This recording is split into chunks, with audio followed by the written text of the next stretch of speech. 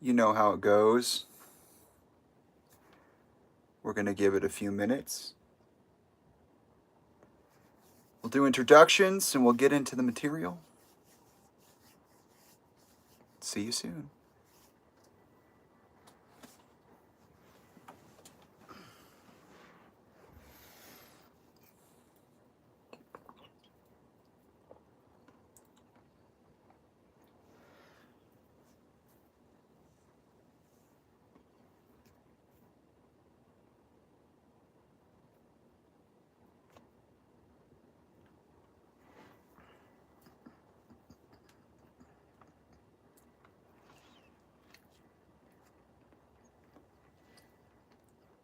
It's pretty good.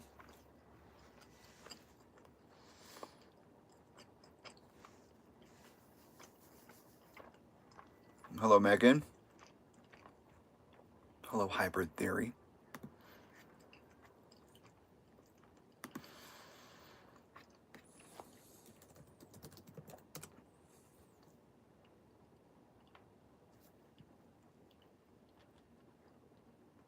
Hey. Hello, A. Malangwa. He just sent me a DM. Fiona. Hello, everybody.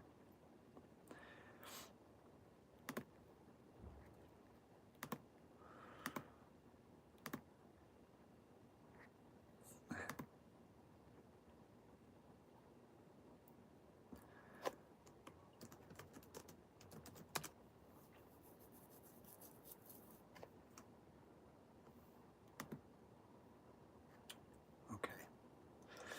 So we got our resources up. I'm looking at Instagram. Let's see, it's been 2 minutes. All right, let's start. Okay? I am in my closet because it's ironic and not at the same time. Yes, this is a new spot. You can see up here is my Lincoln Park Hybrid Theory plaque. There's a giant tapestry right here with the sun on it, and these LED lights that were once in another place in the house. All right, are you guys ready? You ready to jump into this? This one's going to be the shortest Let's Talk I've ever done because it will be the most focused. Yes, Megan, that is part of what I will be talking about today is Samantha talking about Kanye. Okay? Hello, the Nintendo DS collector. It's nice to meet you, if I have not met you before. Okay, first off, allow me to introduce myself. Many of you know who I am. Some of you may not. My name, well, I go by many names. My public name, my birth name is Jamie Bennington. I am the oldest son of Chester Bennington. Today we are here to talk about Chester Bennington through Kanye West. I do have, like I said, many other names. I prefer Prestige right now, so you can go ahead and refer to me however you'd like to. The chat is open. I am the founder of the Picture Pieces Archive. I am also the resident archivist, advocate, artist, etc. This is a one-man team. For those of you who have been around for a while, you know that. And you also know that right now the archive is under some reconstruction, so to speak. I had told everyone on Instagram that I would be deconstructing my Instagram, and so I thought a very easy place to start on all of this would be to update you on how that material processing phase is going. Currently, I have been able to collect comments and posts, a lot of them, from Instagram. I used to have 1,020 posts, and now I only have 32. So it's tedious, slow-moving work, but it's happening. I've also managed to create more highlights and take down more highlights. I have a lot of them, and some of them, they can range anywhere from 15 minutes to an hour. So it can be kind of challenging to take them down at times because I have to screen cap them. I have to literally watch them, which is great. I love doing that, but it does take time. I have not posted updates to Threads on this at all because I'd rather just post Instagram information recovered. You know what I mean? I'd rather not post every single time that I come in here and do something, just because I am so erratic with it. I just do it when I feel it. Hello, Mena. And so that's what's going on. I'm still collecting data for re-upload to YouTube. For those of you who don't know what I'm talking about, and you're like, what are you going on about? Basically, the Picture Pieces archive was spread across multiple social media platforms, to include SoundCloud, YouTube. At one point, it was Twitter. That was a long time ago, though, and that's before I even called it the Picture Pieces archive. But because of certain world events and my dislike for certain peoples, I have decided to use Instagram in a more restricted way, and as a result, I've decided to deconstruct the entire Instagram and re-upload it to YouTube so that it's a part of the Picture Pieces archive playlists, and also a part of the other videos that I have on here, which are picture pieces of my life. Okay. All right. With that being said, thank you so much for being here today. I appreciate you all taking your time, whether you're here in the moment of the live stream or whether you're here later. It means the world to me that you've taken the time out of your day to be present with me, to join me around this proverbial campfire as we tell stories about the real world, because this shit's wild. All right. Hello, Igor. All right. I have Instagram pulled up so I can look at things. I'm going to bring myself to my story. And okay, we're here. Are you guys ready? Let's do it. One thing I will say is that, and I don't usually say this because it's kind of a given, but all of my materials are public for a couple of reasons. They are public because I want to show people what you can do with public tools. Okay? And then also because I already had been using these tools for my own career development and personal development over like 12 years now. So I just thought I would try to utilize them to the maximum. And I broke Instagram and I've broken YouTube, and I've done a couple of interesting experiments to see how far I could go and what I could do. I'm not done. In fact, I'm behind schedule, my schedule. So I'm not quite ready to be, what do you call it, like back full time, so to speak, but I am getting there. The reason I'm saying this is because some people will say, can I use your materials? Can I take clips and whatnot? Yes, everything here is free for you to use, to emulate, whatever you want, just so you know. Okay, so yesterday was a really big day for a couple of reasons. And it's not just Kanye West. Okay? So Kanye West is a piece of the problem. He's not the whole problem. But he is a massive piece of this problem. A lot of interesting lunar events have happened recently. Or just like celestial events. Let me see. Moon phases. We'll go to the first website. Okay. So in case you didn't know, we just went through a full moon and a lunar eclipse. And according to some of the people that I watch who follow these events over many years, they have said that the last eclipse, and I believe it was Virgo, hasn't happened since 2016. And that's huge. That's huge in terms of the timelines I've been building, in terms of the people I've been talking about, in terms of the world events that I've been bringing awareness to. So that's the first thing I want to mention, is that we went through the full moon. We happened to go through a lunar eclipse. And right after that, and I've been telling you too, all of you, how intimately connected these, quote, industry interactions like the ones that just like the one that just happened with Kanye, are tied to the lunar cycle. They use magic. From Zero was released on November 15th of 2024, and that was a full moon. My court hearing when Talinda imposed an illegal DVRO against me by lying under oath, that hearing took place on 12/12, which was a new moon. That was in 2023. And so here we are on the third birthday of Chester's since I've been back, since 2023. And this year, instead of being silenced, I'm fully active and allowed to speak my mind. And who happened to show up and say some whack ass shit? Kanye West. Yeah, Kanye West. That's why I said, if you're following my story on Instagram, I'm like, this is kind of like the best dead dad birthday of all time, because it's so fucking weird. So if you're not familiar with my falling away from social media and my returning to social media, I was forced off the internet by Talinda, Chester's widow, who's not his ex-wife anymore because she was remarried and now she's with somebody else. Okay?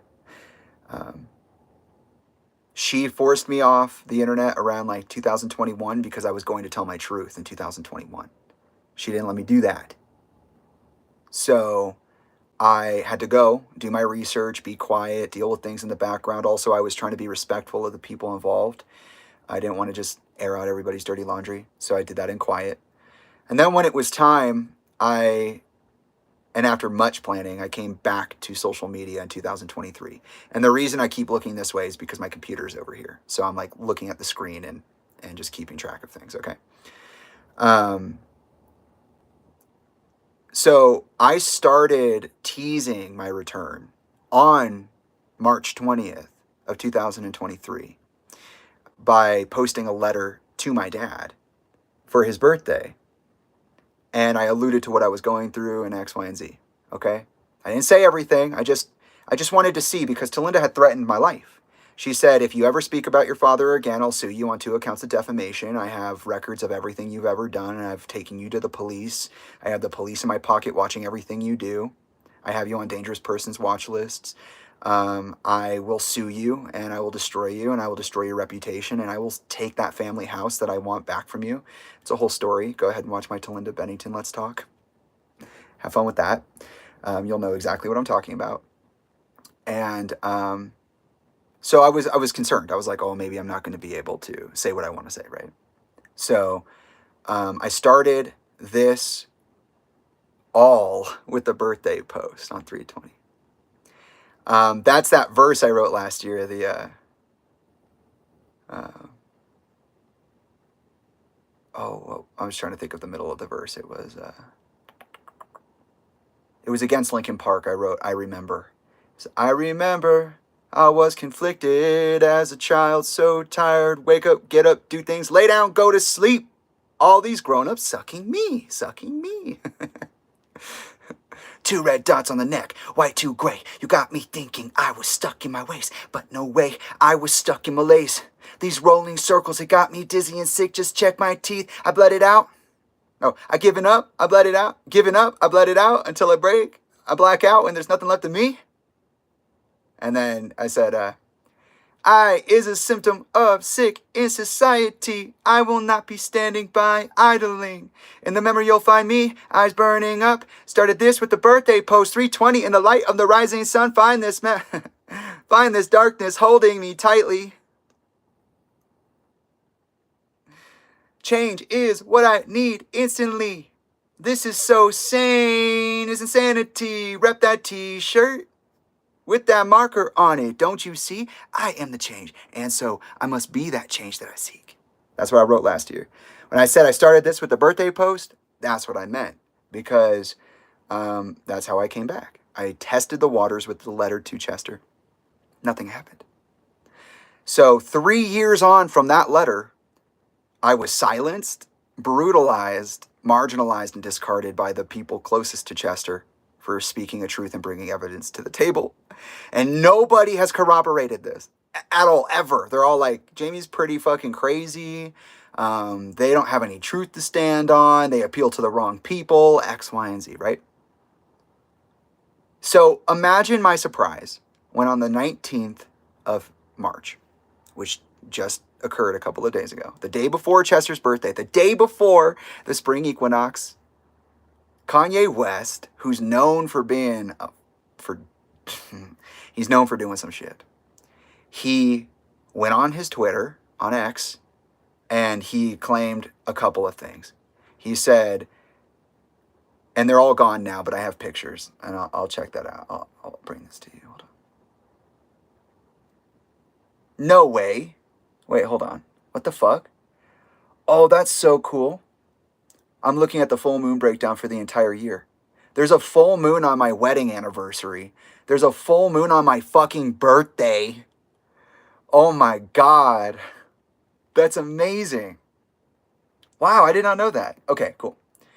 So, let's see. Are my posts still up from... No, okay. Okay, I'm gonna briefly cover what the tweets were from memory because I don't have the tweets available to me on my story. They timed out. Around 3 p.m. on March 19th, Kanye West took to his X and claimed that Chester Bennington was killed, that he is Chester Bennington. They're going to kill him for the same thing they killed Chester Bennington for. And that Jay-Z was going to have to be the one to kill him. So let's talk about the entire situation, okay? I'm not on X. I received this information through my community, through the Picture Pieces archive community. And I was kind of surprised because I was like, why are people sending me Kanye tweets? And I looked at it and I was like, oh, that's why people are sending me Kanye tweets. Okay. So I went and looked at them. I immediately after reading the Chester one, I went, Trilogy, stop doing what you're doing. And I walked downstairs. I was like, Trilogy, look at this fucking thing. Tell me this is real. And I had them read it and they read the whole thing. They read all the other tweets, which I'll get to in a second. And they were just like, bro, what? And I was like, I need you to tell me what you're seeing right now. Like, say it to me. Like you're saying it to me and I don't know. And they were like, Kanye West is tweeting that your dad was murdered. And that they're going to murder him. And that all these people are involved. And I'm like, cool. Okay. So I'm reading that correctly. You know, it's good to get a second pair of eyes on things.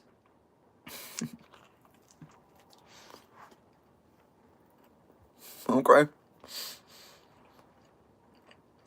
And we're reading all of it as a group.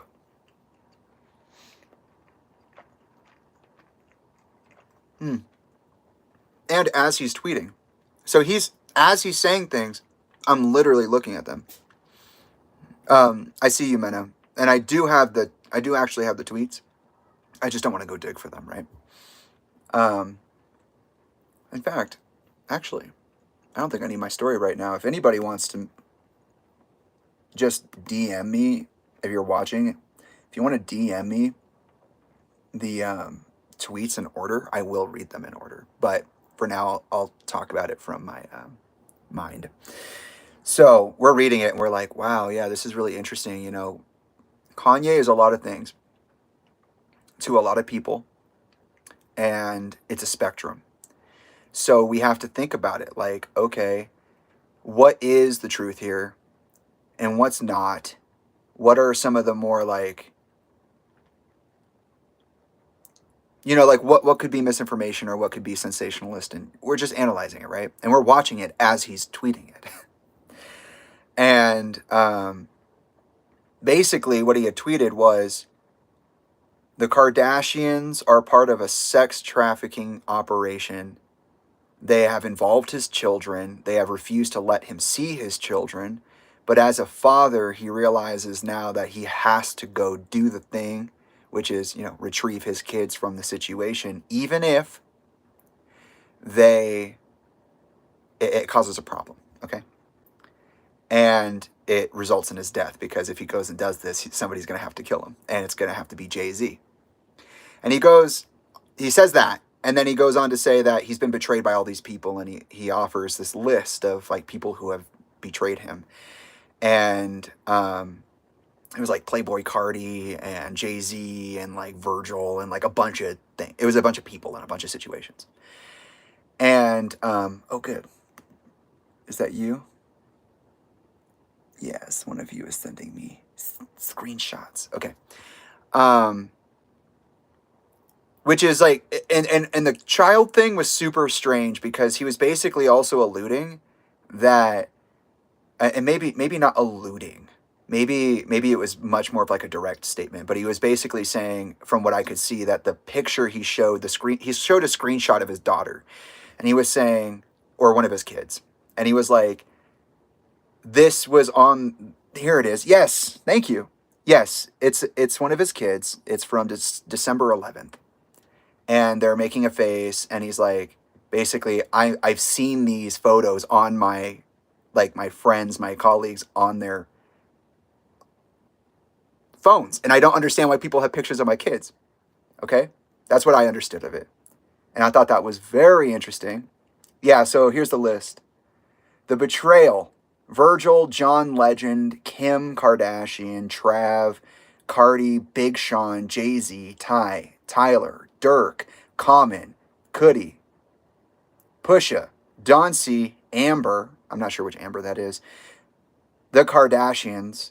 So maybe Kim is a different Kim, but he does state the Kardashians separately. Adidas, Demna, Balenciaga, my own kids, my own family, the black community, and of course the Jews. I'm in pain. I've bled for everyone here. And that's interesting, okay? He named a lot of people. He just like straight up said, like, these are the ones, okay? Hey, Joe. It's good to see you. Okay. Yeah, right here. He says, Kim Kardashian is a sex trafficker. I don't like that Twigs has my daughter in her video dressing all grown. I would have expected more from Twigs. Fuck you all. My soul is black, and I watch you all don't believe me and say I'm crazy. Okay? And then he says, down here, the Kardashians are sex workers, and they sex traffic all of the black children they strategically produce. So he's claiming that the Kardashians catfished him, that they entrapped him, produced children from him, and now they're including them in sex trafficking operations. Okay? Which is really strange, because I think most of his kids are young, and in the betrayal tweet, he literally claims that his own kids betrayed him, and I think that they're all pretty young. Isn't North like the oldest? I don't know. I'm not that current. And so he says, I'm gonna have to go get my kids, and I'm over it. They're gonna have to kill me. And he says, I know that Jay-Z, Sean Carter, is running around right now like losing his goddamn mind, because he knows he's gonna have to kill me. He's like, how am I gonna kill Kanye? How am I gonna do it? Notice he keeps saying that Jay-Z betrayed him and Jay-Z will kill him. Yeah? There was also a tweet from today that said, Kanye tweeted, I love these guys, and it was it Keem and Kendrick? And he said, they're going to have to kill me, though. Something like that. He keeps saying people are going to have to kill him, which is really interesting. So he's saying that the Kardashians are involved in sex trafficking, that they are sex workers, that they strategically entrap and produce children from people of value, and that they are using the kids in the business, and that he's been betrayed by his own family and his colleagues and his friends and his brand deals. And he's sad because they're all watching him acting like he's crazy and not believing him. They're just telling him he's crazy. And as he's saying that Jay-Z's going to have to come kill his ass, he's saying, it's time to go get my children from the situation everyone knows they're in. They killed that boy from Lincoln Park for this. but I'm not letting my children be in this anymore. I will be dead before my kids be in Sierra Canyon in September. So I read that wrong, actually, when I read that on my story. I said, I think the way I said it first was, I will be dead before my kids in Sierra Canyon in September. I don't know why I didn't read the B part, but from what I could tell, Sierra Canyon is a school system. I think it's a like a elementary school or something like that. So I think he's saying that he's going to be dead before his kids go back to school in September, something like that. And in this snapshot of a text conversation, he says, somebody's saying, it doesn't really say who's saying what. He did this a couple times that night. He writes, somebody writes, I am meeting with a detective we found before. He is not on the KK Kardashian payroll, which reads KKK. Let's go, it's time, is the response. Would you be open to sitting with him and being interviewed about what you saw? Yes, someone replied. Okay, thank you, sir. I will be back with you on this ASAP. Thank you, that person responds. Okay? Now, what's really interesting about this is that, one, he says, I'm going to get my children.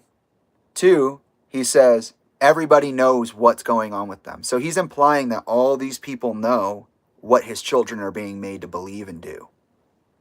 And that the people in control of his children are trapdoor spider, siren type individuals who run a sex trafficking operation.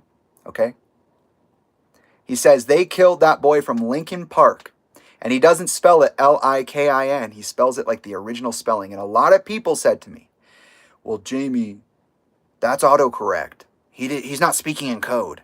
Kanye only speaks in code, dude. What are you talking about? That's all he does. That's the whole reason people think he's crazy, is because he says truth while also being like one of the most heinous and obscene individuals on social media. Okay? So he spells it Lincoln as in Abraham Lincoln, as in Lincoln Park, and they're both capitalized, Lincoln Park. Now, yes, this could be an autocorrect error, but he's literally spelling out the original name of Lincoln Park. He's also alluding to the fact that Lincoln Park is a place. And he's also, by doing that, tying in all these other exploitative individuals into the idea of Lincoln Park. Yeah? And I don't think that was an accident. I don't think he just randomly did that. I don't think he was like, oh, yeah, Lincoln Park, and then texted it wrong. You know what I mean? There's a lot of very specific wording in all of the things that he said. Okay? And he says, they killed that boy. Okay? They killed that boy. He's saying that Chester knew that these things were going on, and they killed him. Okay? But I can't let my kids do this anymore, so regardless of whether or not I'm going to die, I have to go get them from this situation and extract them. Okay? And that's where all of this really congealed for me. I was like, okay, this has something to do with me. Later that evening, he stopped. Okay? He tweeted that Chester Bennington tweet at 3 p.m. Around 3 p.m. And by the end of the day, he was done talking. Okay? He said that at the end of all of this, he said, as soon as I mentioned sex trafficking, people are showing up at my door telling me I have to go to the hospital, telling me that they want me to go to this retreat. And he showed what retreat it was. And he said, isn't that funny? I tell the truth, and then people show up, and they try to coerce me into believing that I'm insane and that I need help when I don't need help. And then he stops tweeting. And then he started tweeting again today. But he didn't tweet during Chester's birthday. And that's really interesting. Kanye West popped up the day before the spring equinox, the day before Chester's birthday, the day before Pisces season. Well, actually, Pisces already started. Because isn't Tyler a Pisces? Because he's the 16th? Yeah. He's in Pisces season, right before the spring equinox. This guy which happens to be Chester's birthday, starts tweeting all of this. Okay? Bizarre, right? But here's the thing. He didn't take it down. Whether it's him or a conservatorship, this was not removed from the internet until today, the 21st. Isn't it interesting that Kanye West didn't delete those tweets until after Chester's birthday? Until after people started reporting on me having something to say and him having something to say and me having something to say to him? Huh, isn't that interesting? And like, let's say it's Kanye's conservatorship, because somebody was telling me that he actually got kicked off of Twitter for being aligned with white supremacy rhetoric and individuals involved in white supremacy. And that he has a like a Finsta, basically, as like a fake account on X that he tweets from that's actually him. Isn't that interesting as a concept, that Kanye might not be the one to be tweeting any of this? And also, like, let's just say it is him. Why did he choose to delete it today and not yesterday? If it's not him, why did the conservatorship or whoever's pretending to be Kanye decide to say something about Chester, leave it up over Chester's birthday, allow me to interact with it, allow the press to gain traction on it, and then delete it? Whether it's Kanye, whether it's his conservatorship, whether it's someone pretending to be Kanye and not necessarily a part of the conservatorship, it doesn't matter. All of that is fucking weird. And that's not IMO. That's real. It's not just an opinion. That's fucking weird. Okay. So, I don't have an X account. I used to.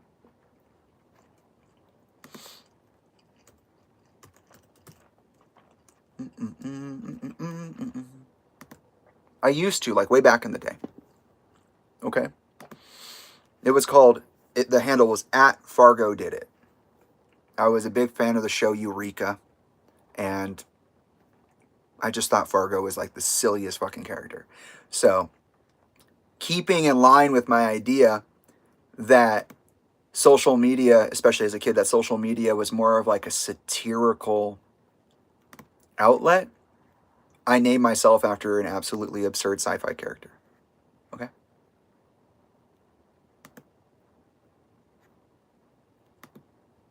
What do you mean?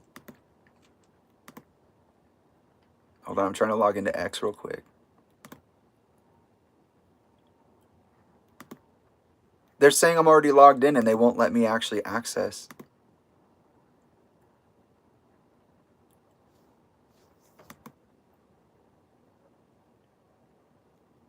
What? Why can't I access my X account now? The account being added is already logged in. Then log me in, bitch. Great.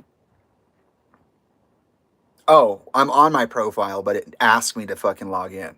Okay, thank you. By the way, X is one of the most infuriating things I've ever encountered. Every single time that I come onto my profile, I'm asked if I want to subscribe to something, and it's a big pop-up, and I'm like, no. I can't even log in easily. You know what I mean? Like, leave me alone. Okay. So I created my second Twitter account ever after a long time ago. I deleted my Twitter. Fun fact, some people don't know this. All of my lyrics for a song called Postmod Icon off of my EP from 2020, which is on my SoundCloud right now. I'm preparing it for a remaster and platform dissemination. The song Postmod Icon, all of the lyrics in that song are actually all the tweets I ever posted on my Twitter. So if you ever wanted to know what my Twitter was like, you can go listen to that song. The link is in my Instagram. It's just a fun fact. But here, I created a Picture Pieces Archive Twitter account just to talk to Kanye. I reached out to him the same night. So it was the night of the 20th. I have 100 followers already. That's pretty interesting. Okay, look at that. Okay, so my first post to Kanye got 1.5 thousand hits. So did my second. No, that's my first. Okay, what about...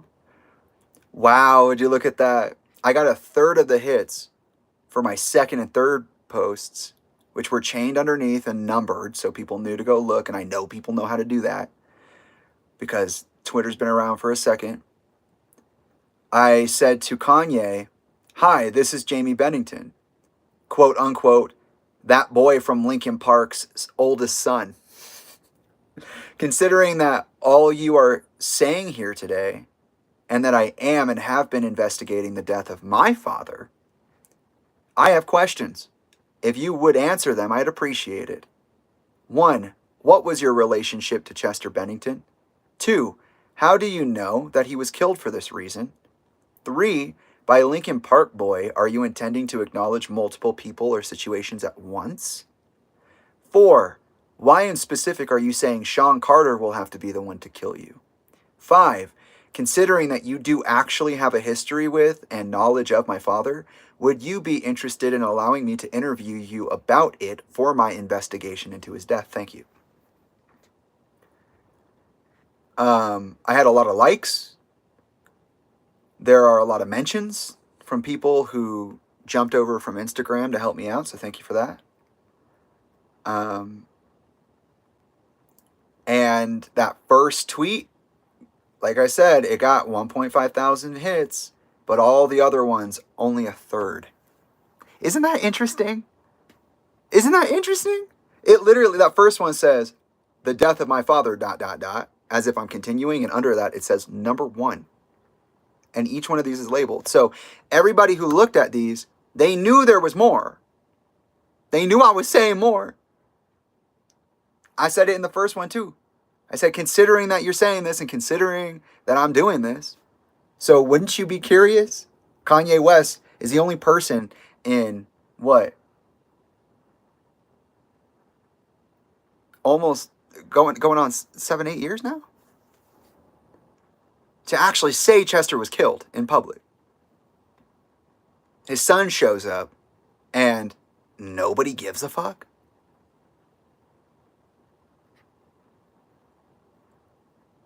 Oh yeah, that was a thing. When I posted my other 2 comments to my... So when I posted that original one, when I chained the rest of my questions, or my questions, it did label me as spam.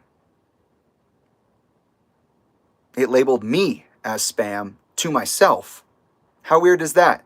I know X is stupid, but So it's not here anymore. I don't see it here anymore. But it is interesting that I was marked as spam. Posts are like less and less interactive. And that's despite the fact that like I have a good number of like basic likes and reposts. Like the first one has 17 reposts. The first one has 43 likes. There are a total of 18 comments on this entire thread. Okay? The other 2 have 17 and 18 likes, 2 reposts, and comments. So it's like, why is that not translating? I don't know. I'm just going to say that I find that a bizarre behavior on behalf of X. I'm not used to X, so I don't know these things. But I thought it was worth mentioning, so thank you for bringing that up, Mena, because I was going to say something about that, and it just wasn't on my mind at the moment, but I could talk about that now.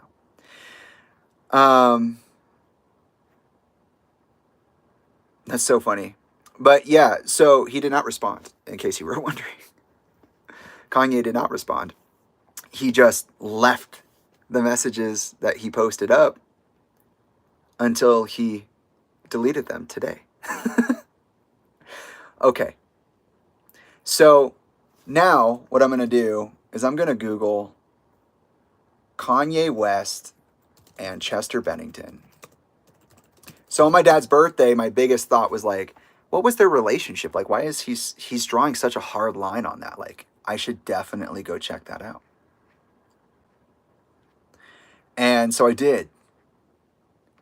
And what I found was actually that a lot of people thought they didn't have a relationship. There were a couple people who came to me and were like, just because he said that doesn't mean anything because they didn't even know each other. I was like, oh, okay, maybe. You guys don't know everything. I don't know everything. I'm his oldest son. Okay? So I went down the rabbit hole. I started looking at things. What I found is that at the beginning of 2004, Collision Course happened. In the middle of 2004, Joe Hahn and Mike Shinoda were spotted at the VMAs after party hosted by Diddy. There were pictures taken. That by 2005, Mike had released The Rising Tide, executive produced by Jay-Z. And what was the other thing that happened there? It was...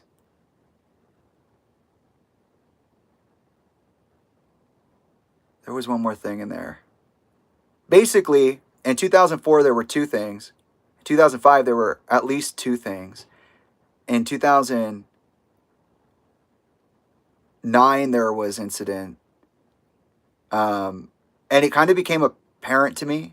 If I had my stories up, I'd be able to like explain this word for word, but I will post the stories. All of my Instagram stories will eventually be on YouTube, so it'll happen. But basically what I found is that not only was Kanye around all the time, but just like I had predicted, Sean Combs was around all the time, and so was Sean Carter around all the time. And all the people they hang out with were around all the time. Chester was like firmly embedded in this network of people. In fact, in 2006, he performed with Paul McCartney on stage with Jay-Z and Linkin Park because Numb Encore received a Grammy. Okay? Heavy ties. And it turned out that Kanye and Chester were actually pictured together at the Live 8 Philadelphia show during rehearsals because they were performing the same concert, which, guess what? All of the people out there were like, oh my God, why are you so weird about the Smith kids? Because right there on that picture, Will Smith, the king of Philly, because who was the number one person I asked my father if I could meet before I died? Will Smith. And he never let me meet Will Smith. Which, by the way, his Live 8 performance was cringy as fuck. Kanye's was better. And Linkin Park was spotty as hell. I watched those Live 8 performances. I wanted to. I was like, I need to see what this show looks like. And, you know, to talk about Live 8 before I even go into any of this, because we're talking about the timeline now, right? We're talking about how I went down the rabbit hole and I found out that Kanye West has a very serious relationship and very serious history with not only Linkin Park, but Chester, because not only were they pictured at Live 8 together, but they were also pictured in the Hoobastank video for, oh fuck, what was this song called? It got banned or blocked on my, it got blocked on my story. UMG blocked the Hoobastank video globally. I don't understand why. They let me put up GNX. Reincarnated. They let me do it, but they didn't let me put Hoobastank up. Let me find that video real quick. It's who? Oh, I don't want to do it on the. Yeah, I do. Hoobast. Anybody remember what the name of that video was?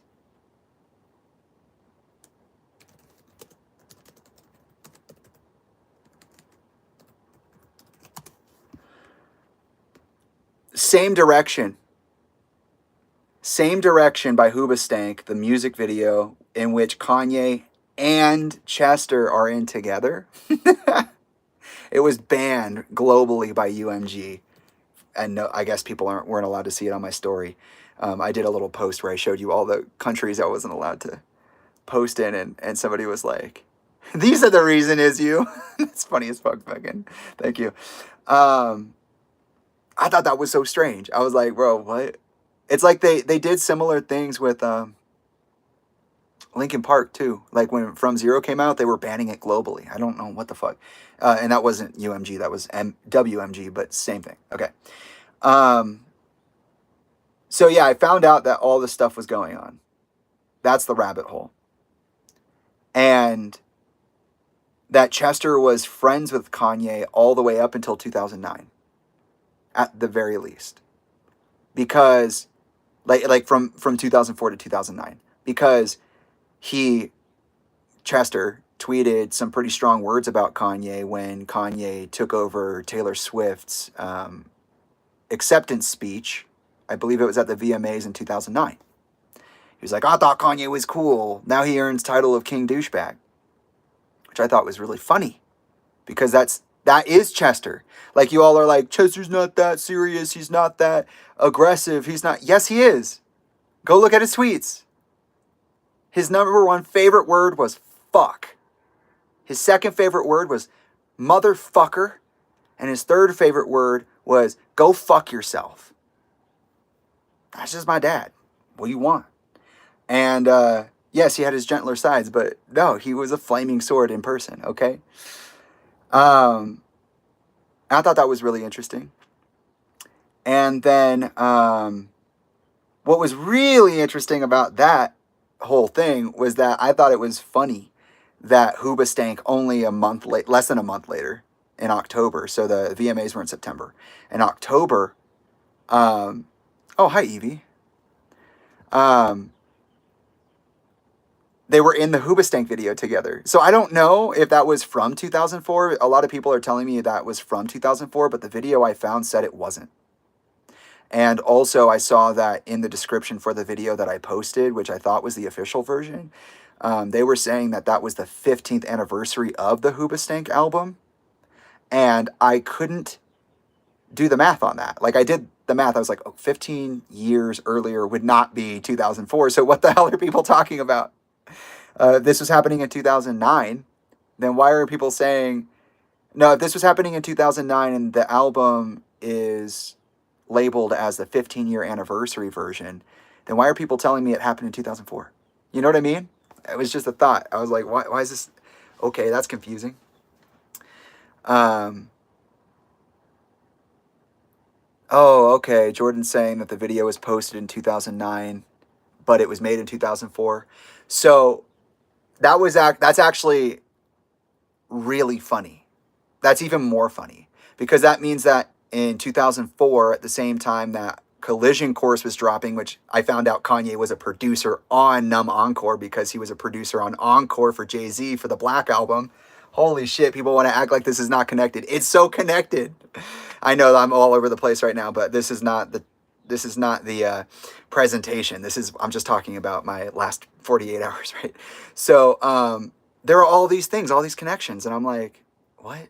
That 15-year anniversary thing, by the way, is still a discrepancy because even if it was made in 2004 and released in 2009, there's no way that that was the 15th anniversary of anything, right? So, okay. Back to the articles. While I'm looking at all of this and while people are sending me information and talking to me about what they know, which thank you all for doing that, because I'll tell you what, this would have taken a little bit longer. I wouldn't have found some of this stuff so fast because my search engines are impacted somehow. Literally, the stuff that's easy for you guys to find is not easy for me to look at because for some reason, all of my search engines for like the last, I would say 7 years or longer, they don't bring up information that other people can see. Okay. And still, there's not a lot of big reporting on this. It seems to be the same people who reported the first time. Okay? So there were a couple of outlets that posted, most of it was copy and paste, about what Kanye said. Soap Central was one of them. Metalhead Zone was one of them.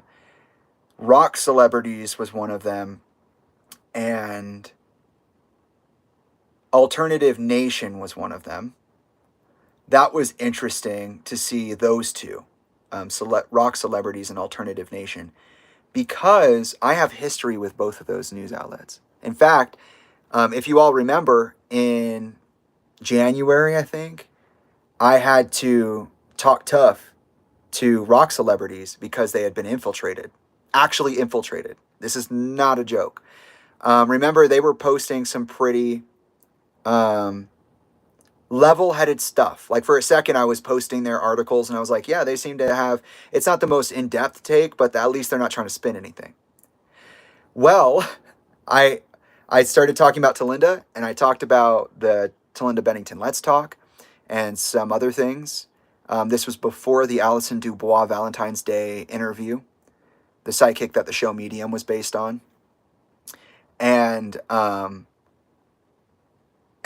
had been talking about the media in general. I had been like, okay, the media is protecting invested interests.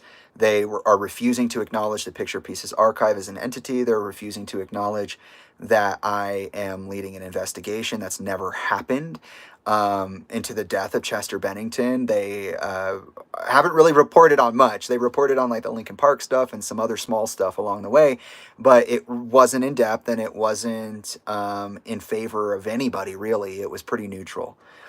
That's how I felt. And then one day, after talking about Talinda in January, I believe, they posted this article that claimed that Talinda Bennington had sexually assaulted me. That's what I said, and that's not what I said. And I read the article, and like chunks of it were just incoherent English. Like they were writing things that literally didn't make any sense.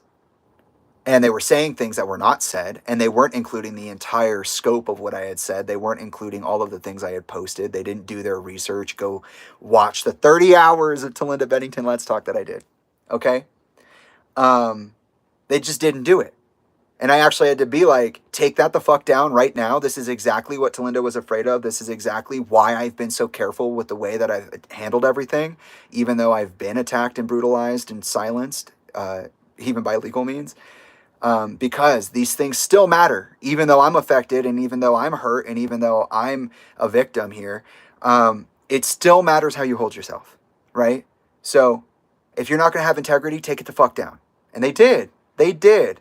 See, some people in my world are telling me like, and it's changed. A lot of you are very supportive, and I mean, the people I talk to are supportive, right? So you know who you are. And I'm not talking about you. I'm talking about the meanies. I'm talking about the butt faces, all right? People have said some shit, like nobody's listening, nobody cares, or you're crazy, or go die, or join your dad, or whatever the fuck, right?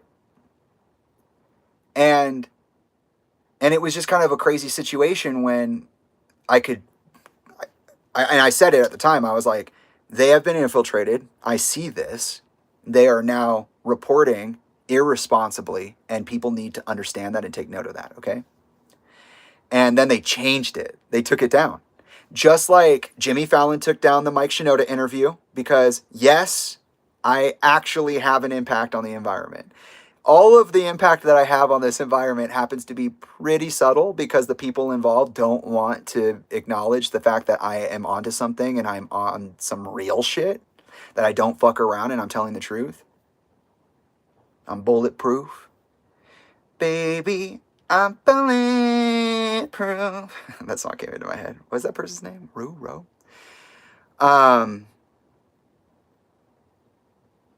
Lucy asked, is it true or not that Talinda gave all the copyrights of the songs, of all songs, to Linkin Park?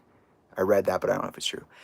According to Sean Dowdell, who has been holding private and privileged information for now almost 8 years and lying to everyone about the fact that Chester died by means outside of the main narrative because he knows that it's true. Talinda sold herself to Linkin Park and to Grey Days. She did what he called the Yoko Ono clause. It's when the partner of a band member enters into severance, separating them from the entity of the band so they don't have a say in what the band does or does not do. Reportedly, according to Sean Dowdell of Grey Days, that guy who founded and still runs Club Tattoo, who pretends like Chester's his brother when in reality Sean Dowdell is his bully, he claims that Talinda got a multi-million-dollar payout, something around $20 million she earned after Chester passed. through the life insurance, through the royalties, through the Yoko Ono clauses. He said that she got multiple millions from Linkin Park. I don't know if that's true. She will have to answer for herself if she would like to clarify. Otherwise, I know what I was told, and that's all I can say. So, great question. But that's something that Talinda's going to have to deal with. I have no idea. Okay? All I know is she stole my inheritance, destroyed my family, tried to destroy my reputation, and silence me in perpetuity for telling the truth and standing up to her. That's all I know. Okay? And also that she took advantage of tens of millions of people through the UN and WHO contacts made possible by 320 Changes Direction. But, that's all I know. Thank you for asking.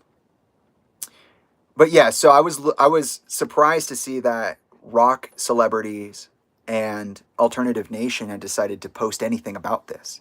And what's really interesting about Alternative Nation is that I have an interview with them from way back when I did Grade A Soul Song music video, which nobody knows about, like nobody's read it. So it's interesting to see them reporting on certain things all the time. I mean, every time is what I mean, because they always say some weird sideways shit. I don't know. But look when I say something's not right, Chester didn't die that way, I have proof, and then I bring loads of proof to the table, nobody of any power wants to acknowledge me. But the second that Kanye tweets an offhanded tweet after aligning with Nazis and all sorts of awful shit, they get to say Kanye West, Linkin Park singer, was murdered. And they wrote that shit. AlternativeNation.net, the heading one day ago is Kanye West, quote unquote, Linkin Park singer was murdered. He didn't say that.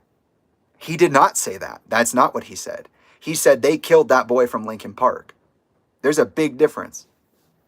And also, why does Kanye get to say my dad was killed, but I don't? I've been out here for 2 years. And the only person to acknowledge me in the public, and it was indirect, was Kanye fucking West. And then he just happened to delete it the day after Chester's birthday. Okay.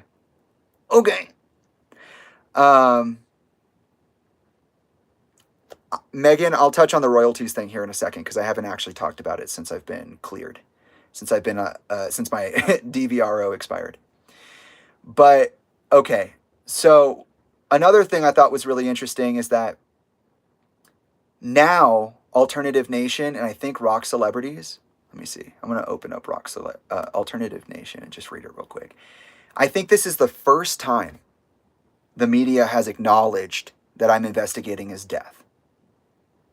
Notice how Rolling Stone and Variety and all those other news outlets from last year didn't want to talk about the investigation or the Picture Pieces archive and what I'm actually doing here. They just wanted to say I was fucking picking fights with Mike Shinoda, who deserves to have some fucking fights picked with him. Fucking posting that Pikachu, I Choose You, Emily variant fan art on his fucking page. Disgusting. You guys see that? Mike Shinoda posted to one of his social media accounts a picture of him with a Pokeball saying, I choose you, and Pikachu has a blonde wig implying that it is Emily Armstrong, as if he's choosing his singer like a Pokemon.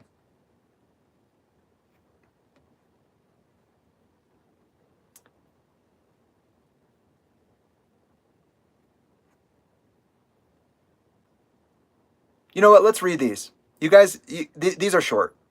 Okay, so on 3/19/25, Brett Buchanan of AlternativeNation.net wrote an article called Kanye West, Linkin Park singer was murdered. Kanye West says Chester Bennington was murdered in all caps. Hey, Brett, go fuck yourself. Hey, Brett, I already said that. But it's Kanye. Okay. All right. Fuck you, Brett. Kanye claimed the Linkin Park singer was killed in an X post. It's time to go get my children from the situation everyone knows they're in. They killed the boy from Lincoln Park for this, but I'm not letting the children be in this anymore. I will be dead before my kids be in Sierra Canyon in September. West's allegations are unsubstantiated. Actually, I've done a lot of work to substantiate not only my claims, but Kanye West's claims. Actually, hundreds of hours have gone into developing this platform. Over 100 hours of live streams last year alone, and that was only in a span of 6 months, Brett. But we know you all don't do your homework. That was never part of the question. Did they do their homework? Nah. And then right here, what do they say? They're going to say it again. In the years since Lincoln Park frontman Chester Bennington's tragic passing in 2017, conspiracy theories have circulated online suggesting that he was murdered. However, and by the way, Sean Dowdell, that story I just told you about what he said about how Talinda got bought out. Yeah, Sean Dowdell has claimed that every single one of those conspiracy theories is true, even though he claims that none of them are in public. That he didn't want a paper trail saying like, oh, Sean knows this, but I am the paper trail. I'm a living paper trail, bitch. And now they got to deal with it. Because here's the thing. All of the people who said, wait, wasn't he divorcing Talinda at the time he died? Were right.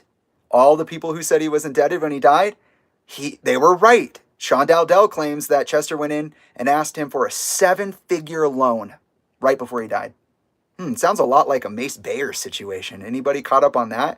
Hey, say, where did Mace Bayers go? I thought he was supposed to do a whole ass fucking interview, but he never did it, did he? Oh, oops, did I say did he on accident? However, these claims have been thoroughly debunked by experts and authorities, reaffirming that his death was the result of a suicide. Wait, hold on a second. When I read this, I was like, what are you on, y'all? These claims have been thoroughly debunked by experts and authorities.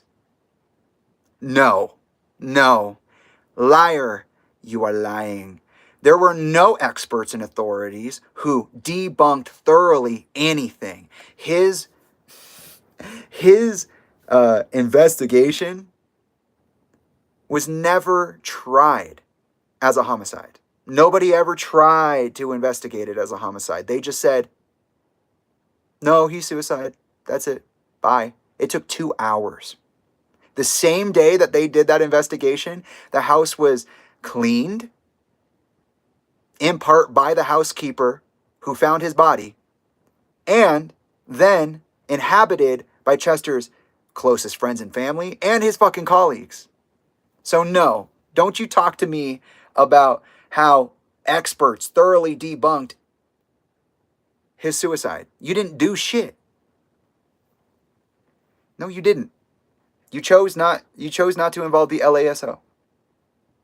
Bennington, 41, was found dead in his California home, July 20th. The coroner's report officially ruled his death suicide by hanging. Toxicology reports showed a small amount of alcohol in his system, but no illegal drugs.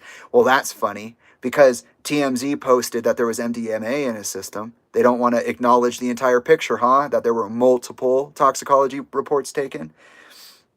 Despite these findings, speculation emerged online with some alleging foul play. Not some. Everybody who was curious about Chester and everybody who was following along, they saw the signs. Let's not forget Chester was doing the hangman pose only in 2017.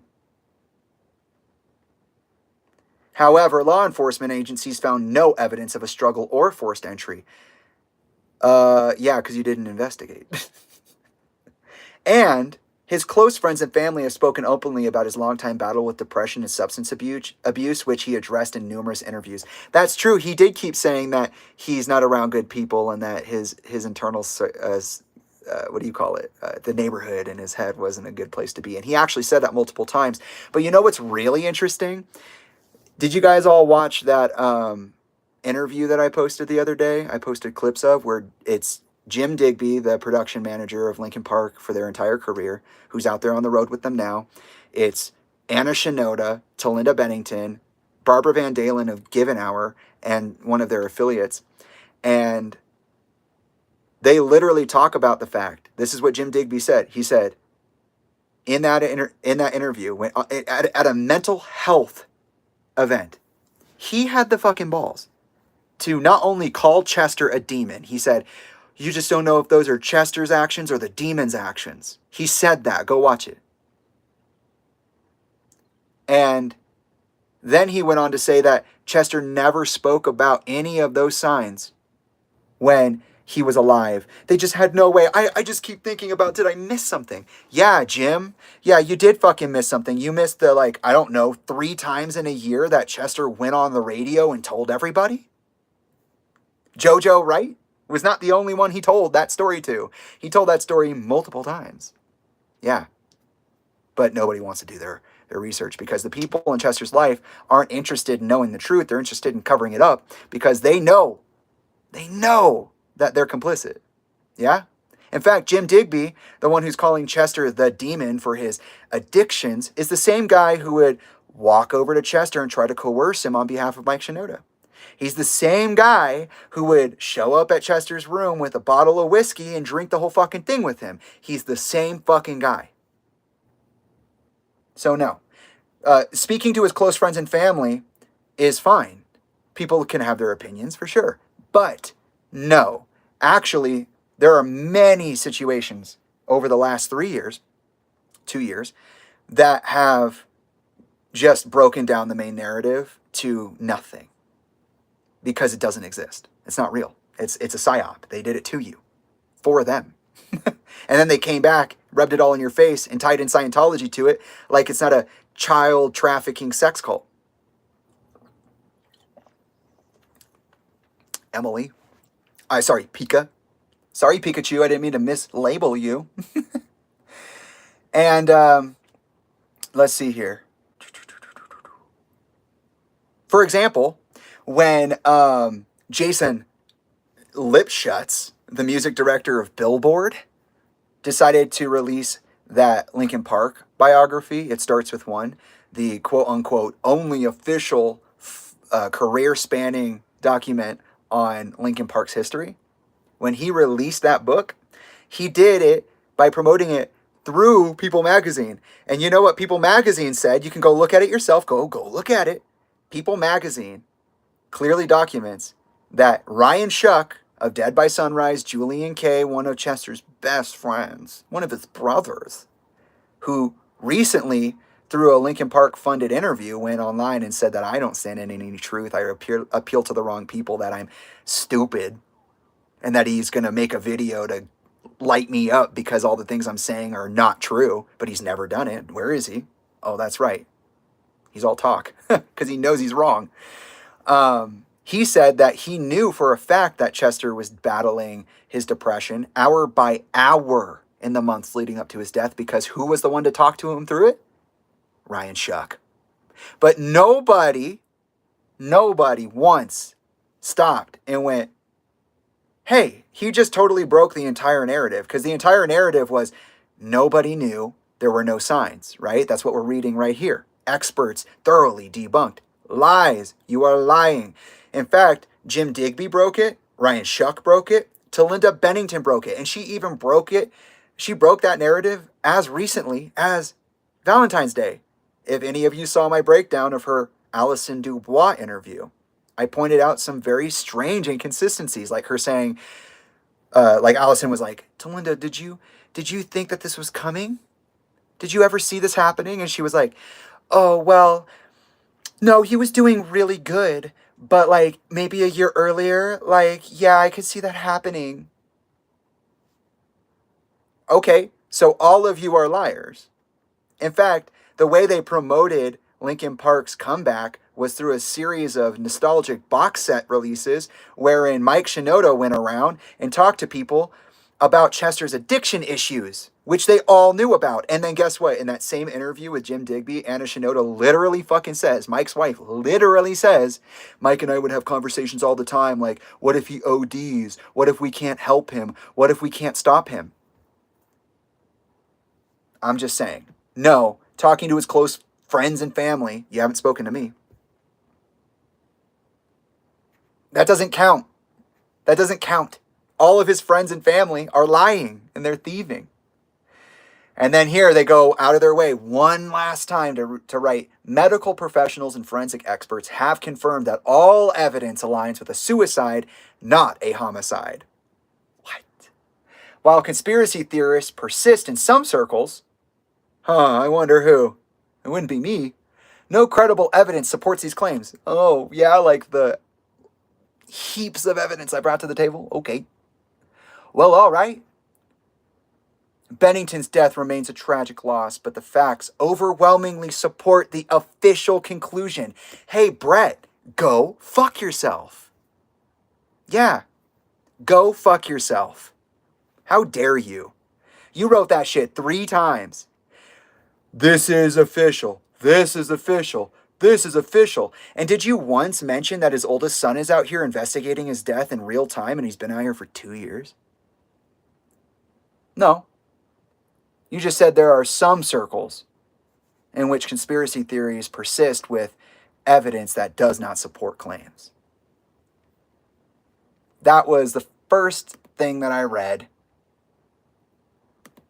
when I looked this up. The second one I read was Rock Celebrities, and we'll read that one. These are the ones we'll read, and then we'll move on. Oh, what? No way. What? Oh, this is legendary. Okay, hold on. Okay. It's this. I'm going to reload the Google page. Hold on. Okay. I'm going to click on it one more time. This is my 3rd time.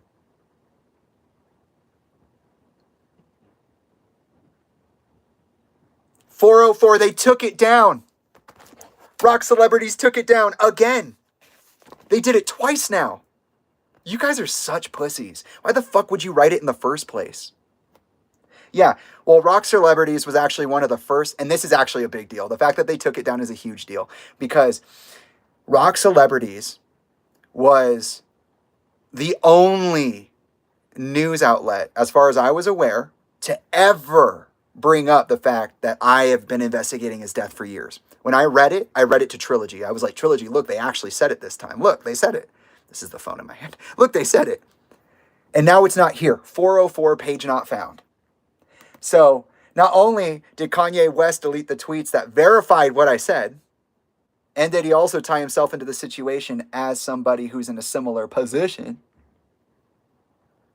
and then delete it, so did Rock Celebrities after actually acknowledging me. Like, oh fuck, I must have really hurt them last time when I told them that they should knock it the fuck off and be actual journalists. And then I made them change their article. Yeah? And then now they said Jamie's been investigating the death. And the article doesn't exist anymore, but it still pops up on a search engine. All right. Let's see. Jamie Bennington. All right, we read those. That's so fucking funny.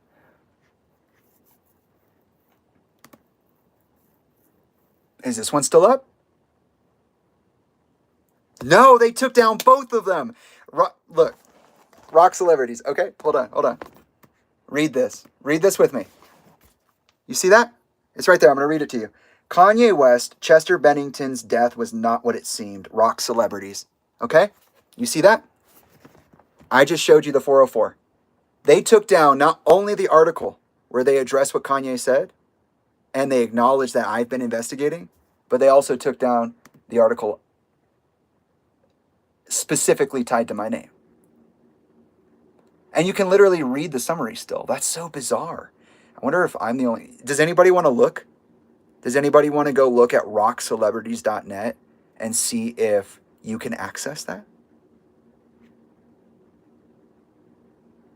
Because that would be interesting if I'm the only one who can't access that. Okay. Metalhead Zone did release an article, but it's not there anymore. They took it all down. Metalhead Zone, 23 hours ago, posted Chester Bennington's son questions Kanye West's death claims. And you can read right here in the summary. Jamie Bennington, the eldest son of Linkin Park frontman Chester Bennington, has addressed Kanye West's recent claims about his father's death on X. Yeah, I know the alternative AlternativeNation.net ones are up. Thank you for looking at that. But you're not seeing it, so they took it down. I'm not blocked. They took it down. Metalhead Zone also took it down. So let me see. Are there Music Times? No, that's different. Yeah, the only thing left here is, oh, weird. Okay. They still, so Metalhead Zone, there you go, Rockhead. Metalhead Zone still has an article up from January 5th, I'm assuming. That's 0105. It's not May yet, so it has to be January. And it's about me talking about the stalker and the death threats. The same person that posted the Chester Bennington son questions Kanye West death claims. So isn't that interesting? They have my death threat article still up, but they don't have the one about me confronting Kanye? That's bizarre as fuck. And then the only one that seems to have consistent postings, like they didn't take it down, is AlternativeNation.net. Everybody else took it down. The only thing that you'll find here is September 11th, 2024. That's it. You'll just find the stuff about Lincoln Park. So they're doing cleanup right now. Fascinating. You guys just saw it in real time. I did not know that when I was coming on here. They have cleaned up the articles that mentioned me. They have taken them down. Who paid them? Who did it? Somebody had to have done it. There's no reason at all to take those down. If Kanye is Kanye, then it's just another press piece.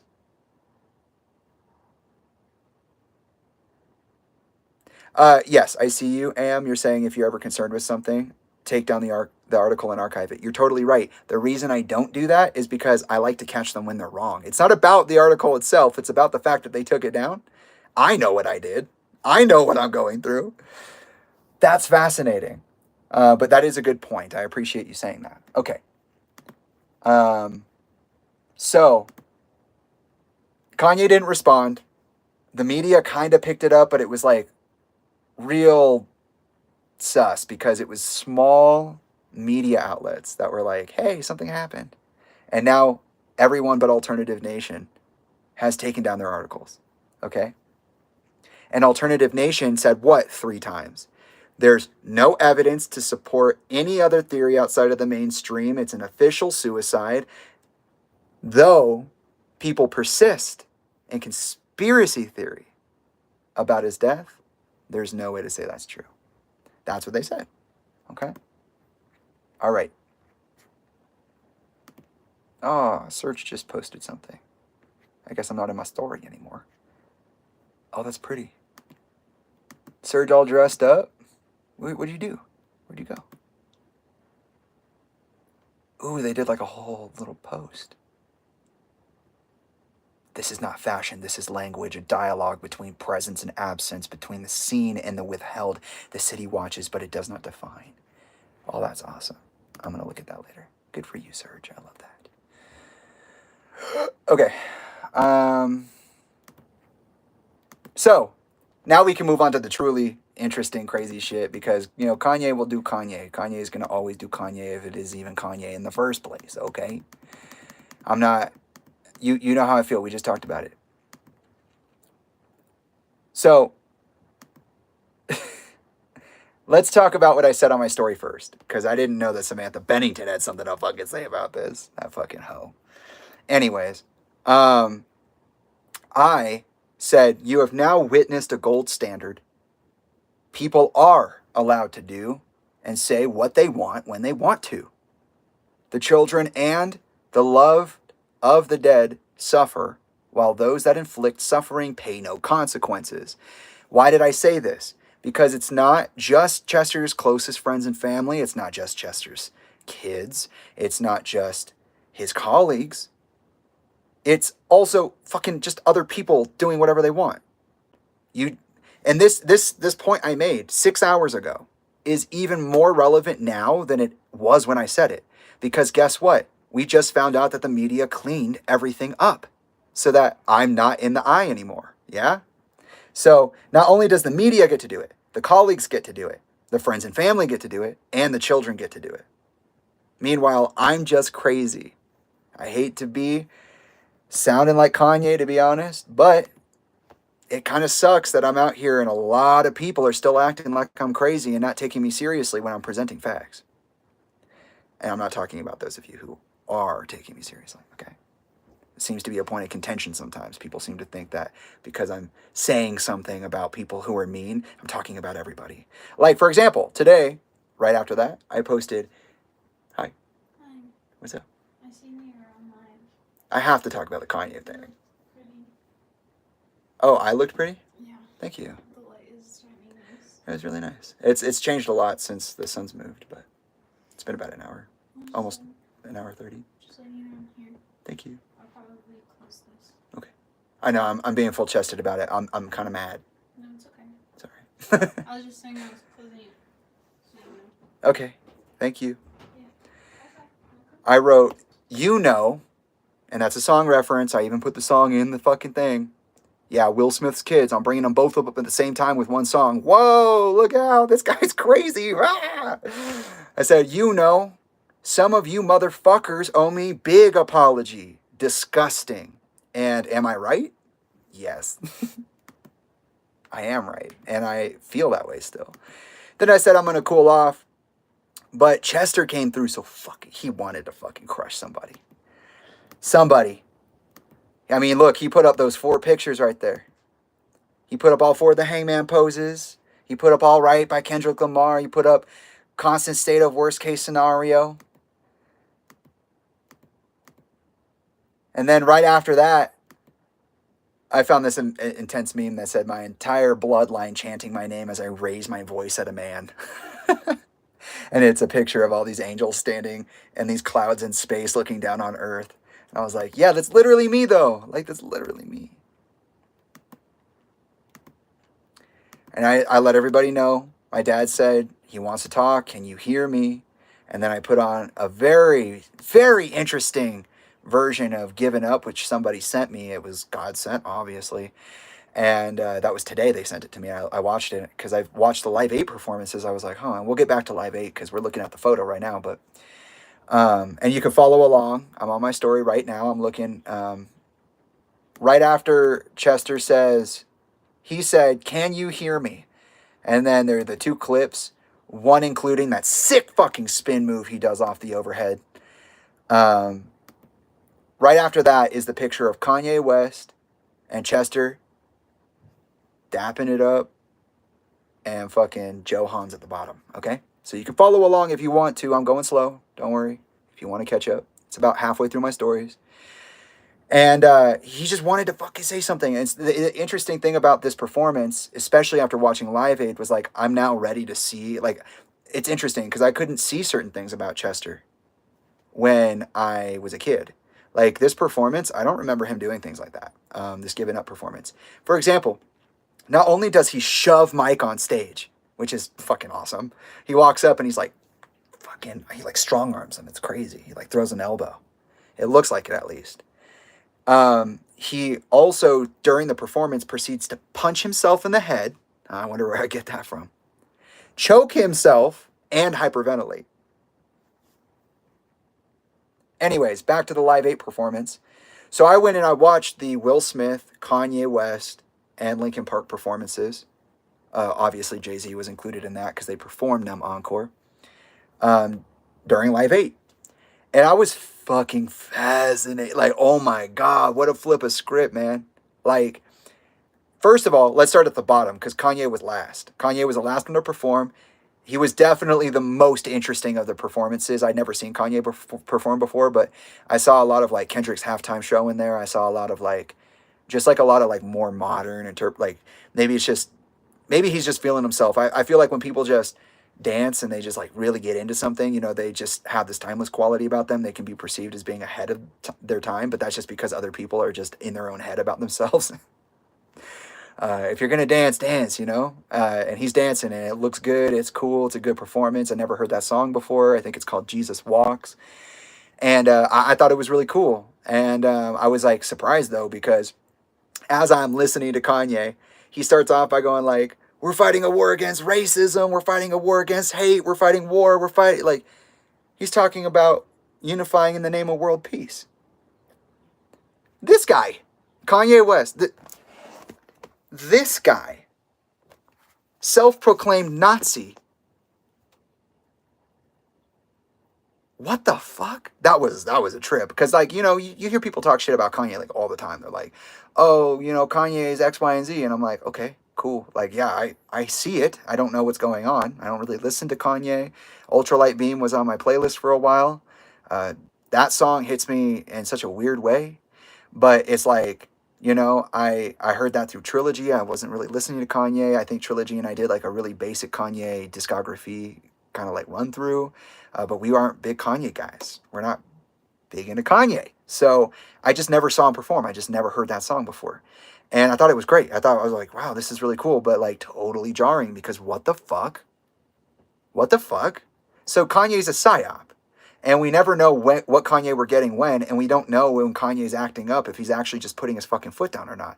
Incredible. I love that idea, but I also hate everything he says he stands for. So, you know, I'm trying to give this guy the benefit of the doubt. I'm researching his relationship with my father, which happens to be deep and well connected. And I'm looking at this picture, and I'm watching this performance. I'm like, okay, let's watch Jay-Z. Or not Jay-Z, sorry. Let's watch Will Smith. Because I asked Chester if I could meet Will Smith. He didn't want to do it. He didn't want to do it. He just shut up about it. He never brought it up. As long as I didn't see it, I couldn't talk about it. So he never let me see it again, okay? And that was interesting because Will Smith's performance had to be the most fucking annoying performance of the entire show. I know that a lot of other people played. I know I didn't watch even a fraction. I mean, obviously I watched a fraction. I didn't even watch like a quarter of the performances because like I think Pink Floyd was there and Green Day, which is hilarious because wasn't Green Day just on the iHeartRadio ceremony red carpet with Emily Armstrong and Linkin Park acting like they're cool as they yell "fuck fascism"?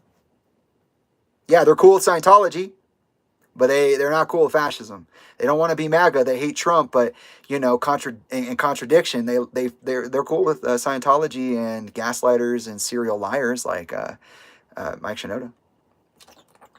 It really makes you wonder how serious these people are about their activism and their views. Anyways, I know fakies when I see fakies, and so that was interesting. I did not see all the performances, but Will came out on a red throne with a hat over his eye. And he's going like, the champion's home, something like that. The champion's home, the champion's home. Or he's home. It was something like that. And then he gets out of the chair and he does this like, fucking, it had to be almost like 2 minutes of an introduction to get jiggy with it. And it's so stupid. And he's like, I get it. He's the Fresh Prince of Bel-Air. He's in a fucking, his crown is a ball cap and he's back in Philly on his red throne. I get it, okay? I get the symbols. But then this guy gets up on stage, he walks to the front, and he has all of these people. He goes, Will, this is my house. I'm back in my house, Philly. And he's like, when I say something like let's say it's this. He's like, when I say Will, you say his house or something like that. And he's literally yelling, this is Will's house on stage. Like, second to last in the playlist, allegedly. I couldn't find a completely accurate playlist. They all were a little different. And I'm just sitting there like, what a fucking idiot. Like, I don't know. Maybe I'm spoiled. Right? I just watched the Kendrick Lamar Juneteenth concert. I just watched the Kendrick Lamar halftime show. And I don't like, you know, focusing on certain artists over others specifically because I think everybody's great in their own way. But Kendrick is being an activist right now. So it's like, it's hard not to bring him in as an example because he made it hard to not talk about him when these conversations are being had. Okay? And to see Will out there doing like literally the opposite is so weird. I know it was a different time. I know. But like, fuck. I always find Will to be massively cringy. We all know that slap with Chris Rock was staged. There's proof now. People have caught on some of them very late, but it's okay. You know, that entire thing that happened with Chris Rock is a scene from an old movie. It's all a psyop. It's all programming. They all did it just to do it. They're trying to get you to think a certain thing and be a certain way anyways. So I'm looking at this, and his performance is like weird. Like, Kanye was locked in. Will, like, you couldn't hear his backup vocals. He was like cracking all over it. Uh, he's just, it was weird. It was like he was yelling too loud, too hard. Like, he's just doing too much. Real Iris in the situation. You know what I mean? And I just wasn't cool with it. I was like, well, that's fucking annoying. And so it's weird to me. I was like, no wonder Willow saw all my messages to them, all my tags. So Jaden had to see it too. They definitely saw me. They definitely know I'm out here. No wonder she fucking ignored me. No wonder she left me on red. It's because our parents have history. She don't want to be tied into it, or they got some secret out going on, or whatever the fuck is going on. I don't care. Especially after that whole Elon Hell Hitler bullshit at the inauguration. I said, I'm not fucking dealing with Jaden and Willow right now. And actually, I've gone back on it because Willow, I bought your book. I've been trying to buy your book forever. No bookstores have it. So I went and got the Audible, okay? And it's good. I really like it. You have a great prose. Your reading is awesome. It's nice to hear your voice. Jaden, though, I'm not playing. You know, Willow never said anything. They keep their stuff about their feelings and generalizations and like mood collages. Jaden says, I'm going to hit Elon Musk up. I say, Jaden, get your shit together, or I'm not talking about you, right? So, of course, our parents have history, and of course, they're going to see me but not respond to me, and they're going to, you know, whatever. And the next picture is, of course, Will Smith at rehearsals doing Get Jiggy with it. And then I watched the Linkin Park performances. And this is why I say I never got an official set list, because there are 3 songs from Live Aid. There's Crawling, In the End, and Numb Encore. All vastly different performances, by the way. While some set lists acknowledge these songs, some don't. So, like, for example, the official set list I found, the one that claimed to be official, didn't have Crawling. So I'm not really sure. And there's no full concert stream, because maybe it was just so early in the timeline, like they just didn't have the tech for that or whatever. They probably had to get like a whole camera crew. But I don't even know what Live 8 was about, because because nobody talked about it. They just, oh yeah, that was the other thing Will said that pissed me off. He got up there and he was like, all these superstars in front of you. Like, he just said something about like how everybody there's a god, and how he's a god and he's home and bow down. It was just weird. So, you know, I was watching these Linkin Park performances and I was like, okay, I wonder what this is going to be like. Only one of those performances, Chester had his sunglasses off. And we all know about Jim Digby and the sunglasses, right? So that's funny. That's interesting to think about. And I believe it was for Numb Encore. He had his sunglasses off for Jay.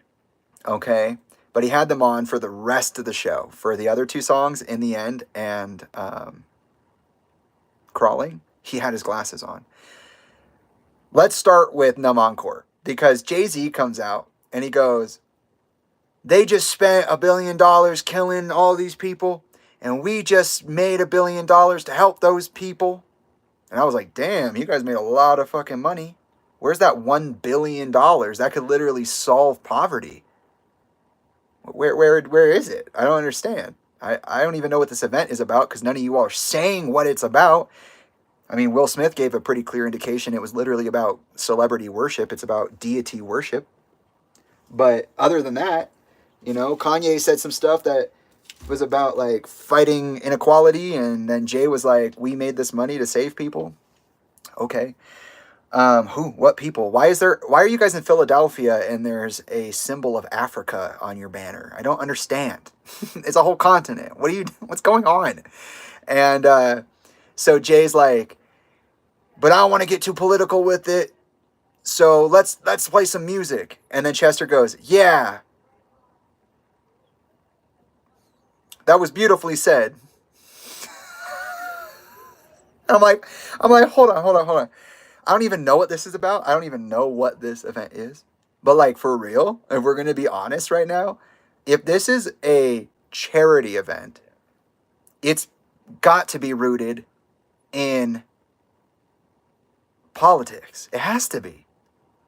And so if you're on stage and you're literally there to be an advocate for a problem, then why aren't you talking about the problem and why are you avoiding political conversation?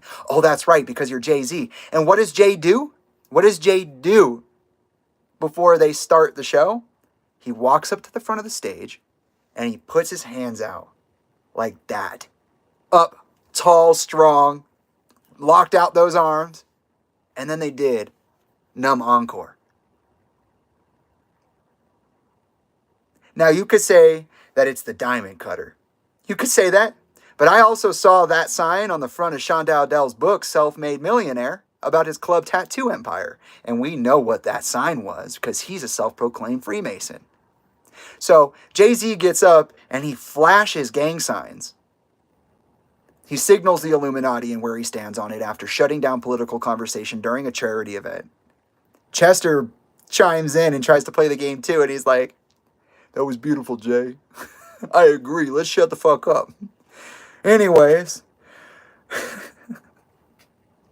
Weird. Weird. It's almost like all you celebrities are never actually caring about fucking anything. I mean, I'm sure that there are actually people out there doing real things, but can you really trust them? I don't think so. Anyways. And I thought that was interesting because the show, I think it was Numb Encore was like the best performance of Chester. But then in either Crawling or I think it was In the End, Crawling was better than In the End. But In the End, when you watch this shit, like if you go on YouTube and you Google Live 8 2005 Linkin Park, you can find all three songs. They're their own videos, okay? And if you look at Chester, and I think it's In the End versus Crawling and Numb Encore, he literally looks like he just went through something. Like within the span of songs. He has his sunglasses on for Crawling and In the End, and he's standing there like this. Like he's just like this. Like you could just see, like did he get jumped backstage? Did somebody drug him? That's my question. Because he looks drugged out. He looks traumatized. He looks something. And I'm not really sure how that happened so fast. I'm not sure why the sunglasses were on right after that and they stayed on. And his voice was pitchy, very pitchy. Like you're like sitting there like, that's Chester. Like what? I don't understand. And then I think it was Crawling that was the better one. It was either Crawling or In the End that this was the case. But the next song, the last song of the 3-song set, was so like much better. I don't know. I don't understand. Like the quality of the performance was so back and forth, and the sunglasses was weird, and the Illuminati diamond being thrown up, and politics being shut down, and Chester chiming in on that. And there was this one part, I think it was during Numb Encore, where Mike goes, "Yeah, get it, Jay," in the background.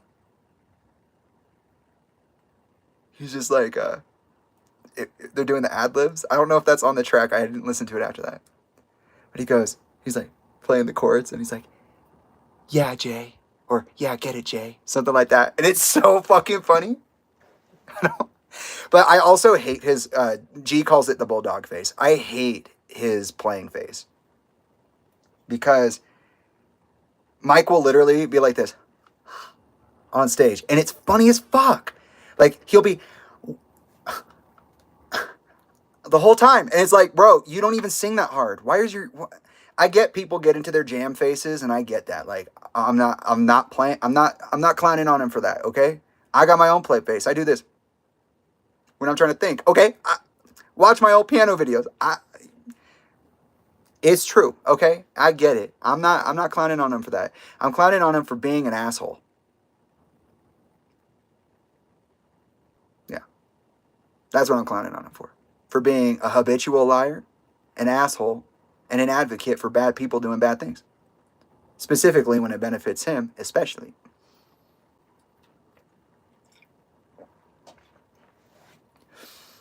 Okay, enough about Live 8. Then we have these pictures of iHeartRadio ceremony, which is actually where all of this started. So before Kanye posted, I was actually talking about the iHeartRadio ceremony, which we're going to talk about right now. iHeartRadio Awards. We have a lot to talk about, don't we? So, Joe sent me pictures, actually. Joe sent me pictures of the Dreaming Insomniacs. He's here in the chat still, probably. He sent me pictures of of Linkin Park and Green Day, like up on each other, and we were both disheartened and sad about it. We were like, "Oh," and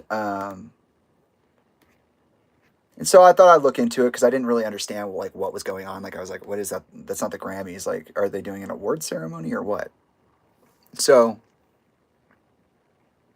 oh Jesus Christ.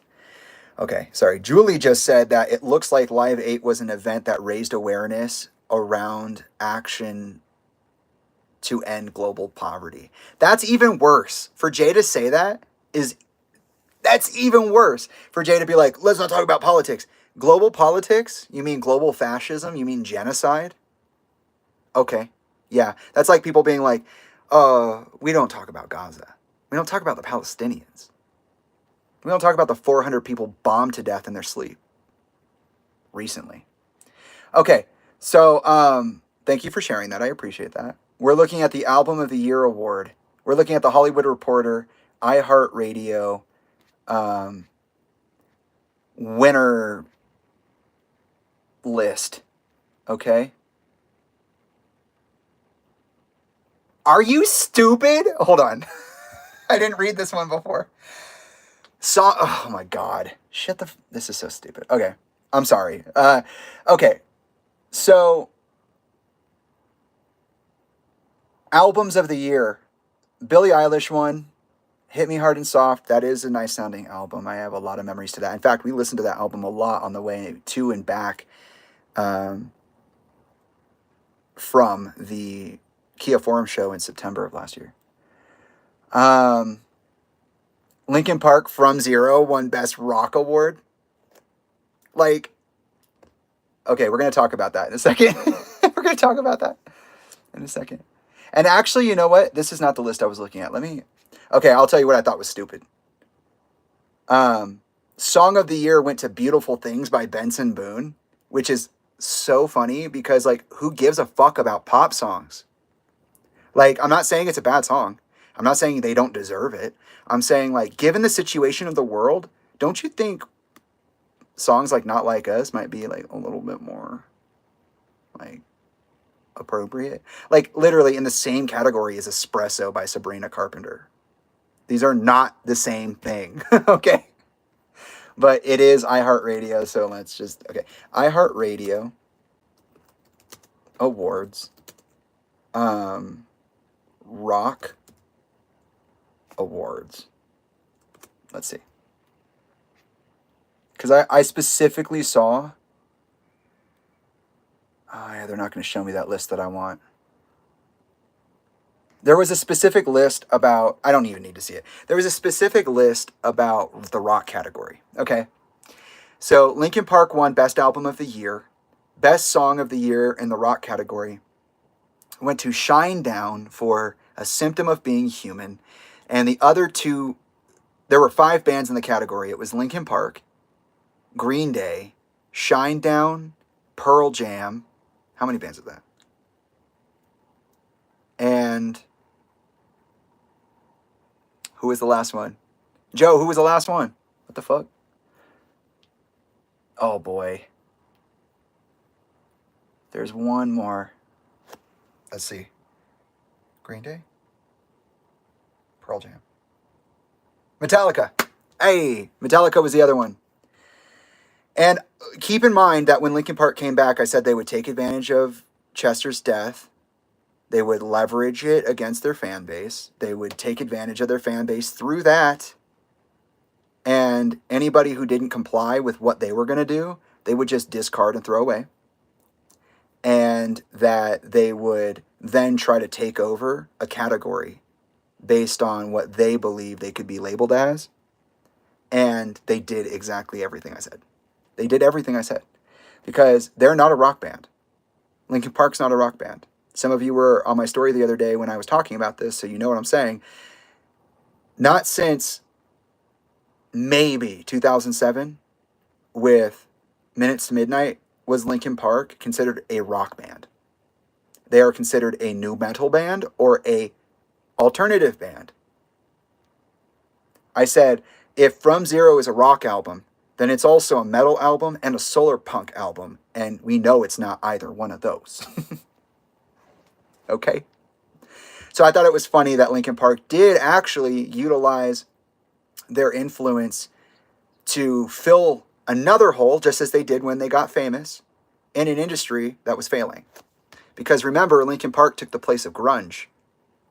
Nu metal took the place of grunge. And now, alternative is taking the place of rock. That's how that's working with Linkin Park. Another thing to remember about Linkin Park is that Mike Shinoda very clearly stated that independent bands don't make it, and he found this out through years of experimentation through his solo career. And that because of all of the history that Linkin Park has, and because of all of the experience that comes with that, and all the visibility, they weren't going to throw Linkin Park away. Instead, they were going to slap the name Linkin Park onto a new band that they made with Emily Armstrong. So actually, Linkin Park shouldn't even be allowed to qualify for Best Rock Album of the Year because they're not, one, a rock band. Two, they very clearly aren't Linkin Park, and they said so. And that's it, okay? The thing I thought was very funny about Shinedown was that their song is actually not, it wasn't released this last year.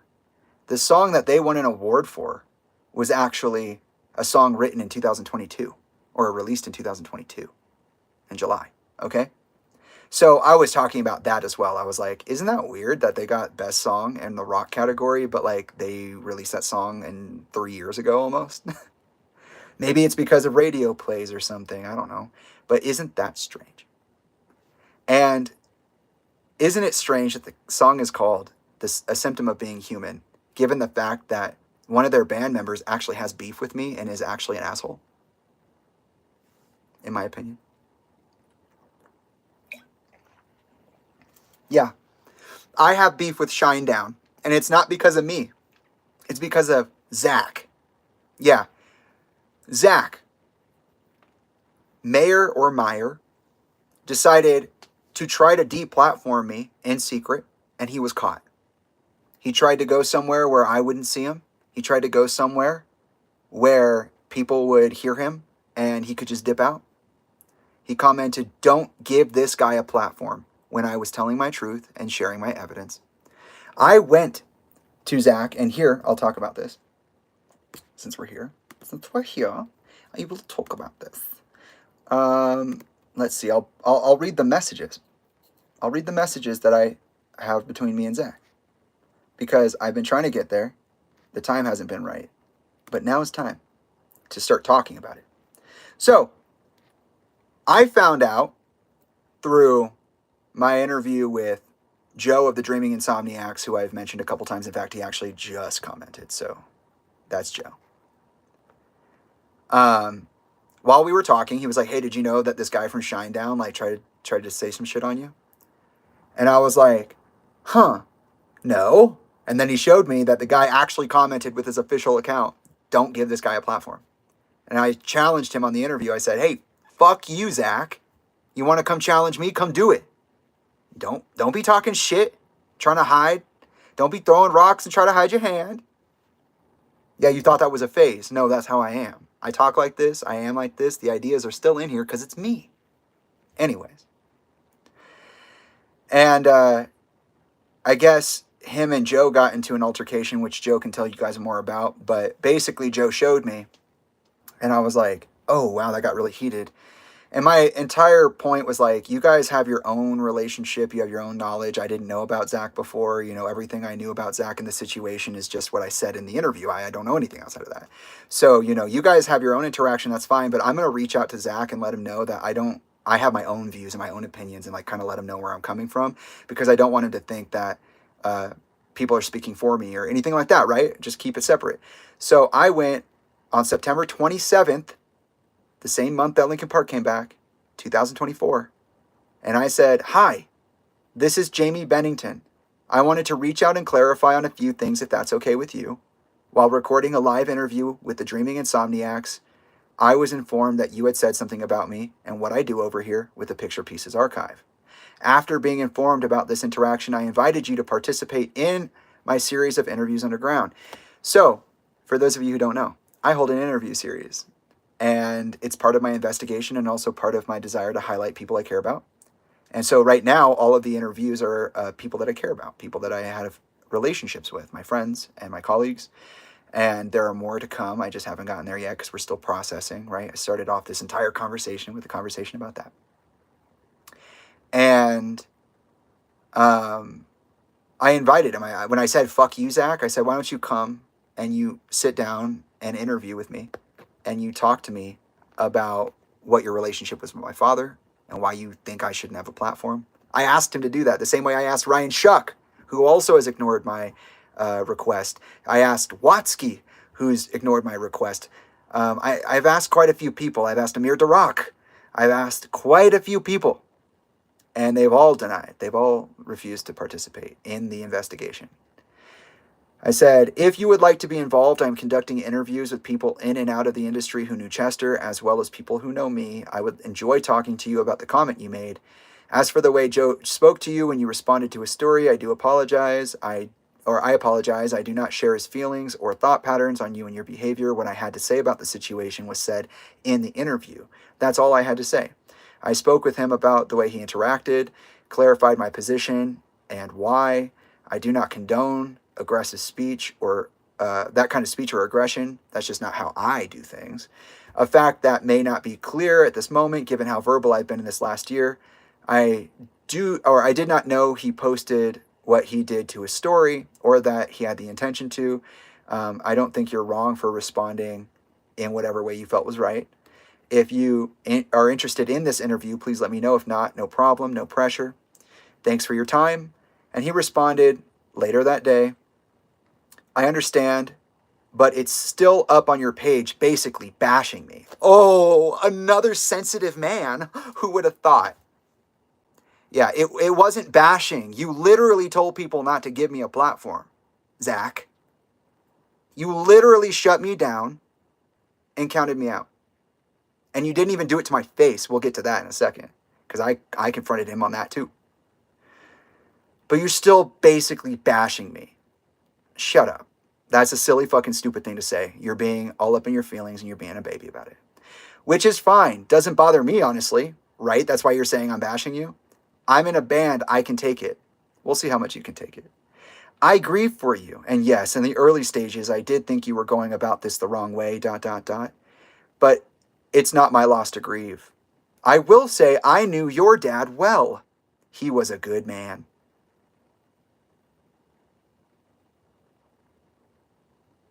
Malangwa said that Watsky deleted the Chester tweet? Wait, is there a way you can prove that? Because I need to see that. Like, what the fuck is that? Watsky did that? Then he gets crowned king pussy. For real. Because he's out there saying, "What, you worried about your career? Say it to my face." I did. If he deleted it, then he's not a real one. He's not who he says he is. I would love to see that. "Which part do you feel was bashing you?" I asked him. "I'd be happy to address it more directly. Thank you for your response. Let me know if you'd be interested in my interview. I hope you have a nice day." And then I sent him a clip of his comment. Zach Myers, "Stop giving this dude a platform," at 10,000 hits. And I said, this is the comment I was talking about. He said, same day, "Yes, I know which one it was." Oh, so he does admit that he said that. Okay, that's nice. "I felt your early portrait of what was happening was far off. And even if you have backed off of the first 48 hours of the things you were saying, even if you have backed off of the first 48 hours of the things you were saying, I don't have an issue with you. And honestly, never did. I do think the original stuff was a bit unfair for those who started the band at the same time. And so now they just have to quit. But again, I don't have an issue, by the way, I'm also a person who would let you know if I did. He said, I'd let you know if I did. Later that day, I said, oh, well, you ignored my acknowledgement of it in your response to me. Because when I said what he said, I said, hey, you said that thing? He didn't say what he said. He didn't acknowledge what he said. He didn't acknowledge what he did. He just kind of like talked off about it. And in my opinion, it's important to say, oh, yes, this thing I said this. This is why I said this, and this is what I meant, because that's communication. But instead, he had said, I understand that, but it's still up on your page, basically bashing me, which is fine. Doesn't bother me, honestly. I'm in a band. I can take it. I grieve for you. It's not my loss to grieve, though. I will say I knew your dad well. He was a good man. Did he say anything about what he said to me? Did he apologize for anything? No. So, I said, oh, well, you ignored my acknowledgement of what you said in your response to me. By the way, I haven't backed off of anything. I'm actually curious what you meant by that, because I haven't backed off. I haven't backtracked on really anything. No, I've stayed exactly where I wanted to be. Yeah. I said, I haven't backed off of anything. I'm curious what you meant by that. You did actually have an issue with me. Either way, I have invited you now 3 times to talk about this in an interview. You have not addressed my invitation. Are you interested or not? Regardless, I would like to kindly ask you if you wouldn't mind publicly retracting your statement about me, seeing as though you don't, in all caps, currently have a problem with me. That would be ideal. It would mean a lot to me, too, if you could offer, in place of your words, a clarifying statement. Thank you for your time. P.S. You are not the type of person to let me know if you had a problem with me. I had to learn through someone else that you said something to begin with. Maybe you didn't mean to say it that way, but maybe you did. Either way, it does matter. And then on October 2nd, he didn't respond to that. On October 2nd, so that message, all these messages were on the 27th of September. Later, on the 2nd of October, I reached out to him and I said, hey, just circling back, it would be greatly appreciated if you could offer a response to the invitation. I understand there's a lot going on in the world right now, so I do apologize for being this forward. However, I see that you saw my message on Friday before then you were fine responding to me. So either I've been left on red or you have been impacted by world events. I would just like to be clear which one is which so I can put this behind me. Thank you for your time. But he responds the same day, okay? So he didn't respond for a couple of days. He didn't respond to my ask if he would be a part of the investigation, willing to be interviewed. He didn't acknowledge the fact that I literally called him out for not saying it to my face and having to find out from other people, through other people. He responded the same day. He said, it's behind you already. That's the first thing he said to me. He said, it's behind you already. As most things in life you don't like or don't sit well with you should be. What? I'll analyze this in a second. Also, I'm not the only one who runs my account. Also, I have 3 kids that are young, so I have a bit going on. Sends a heart emoji. If I can get some time to do it, I'll gladly do a chat. Let's break that down real quick. Because this guy said, it's behind you already. And then he says, as most things in life you don't like or don't sit well with you should be. Wait a second, you fucking mobster. What the hell is that? You're telling me that it's already behind me when I'm saying I'm actively in the process of putting something behind me. You don't tell me what I'm doing. That's not what this situation is. I'm literally saying I'm trying to work through this. Can you answer me? And he says, yeah, well, it's already behind you. You already got your answer. And he literally says his life philosophy is that if he doesn't like something, if something doesn't sit well with him, it should already be behind you. You shouldn't even look at it. You shouldn't even give a fuck. That's what he just said. It's already behind you. As most things in life you don't like or don't sit well with, you should be.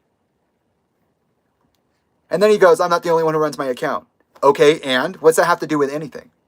So you're telling me that your management read our messages knowing your situation with me, and left me on red with no response, and you allowed them to do that?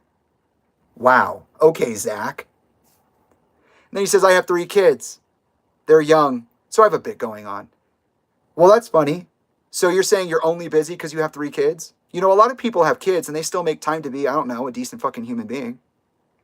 They don't try to like undermine people who are trying to get justice for their dead parents and themselves, both of which are victims of abuse and also institutional abuse.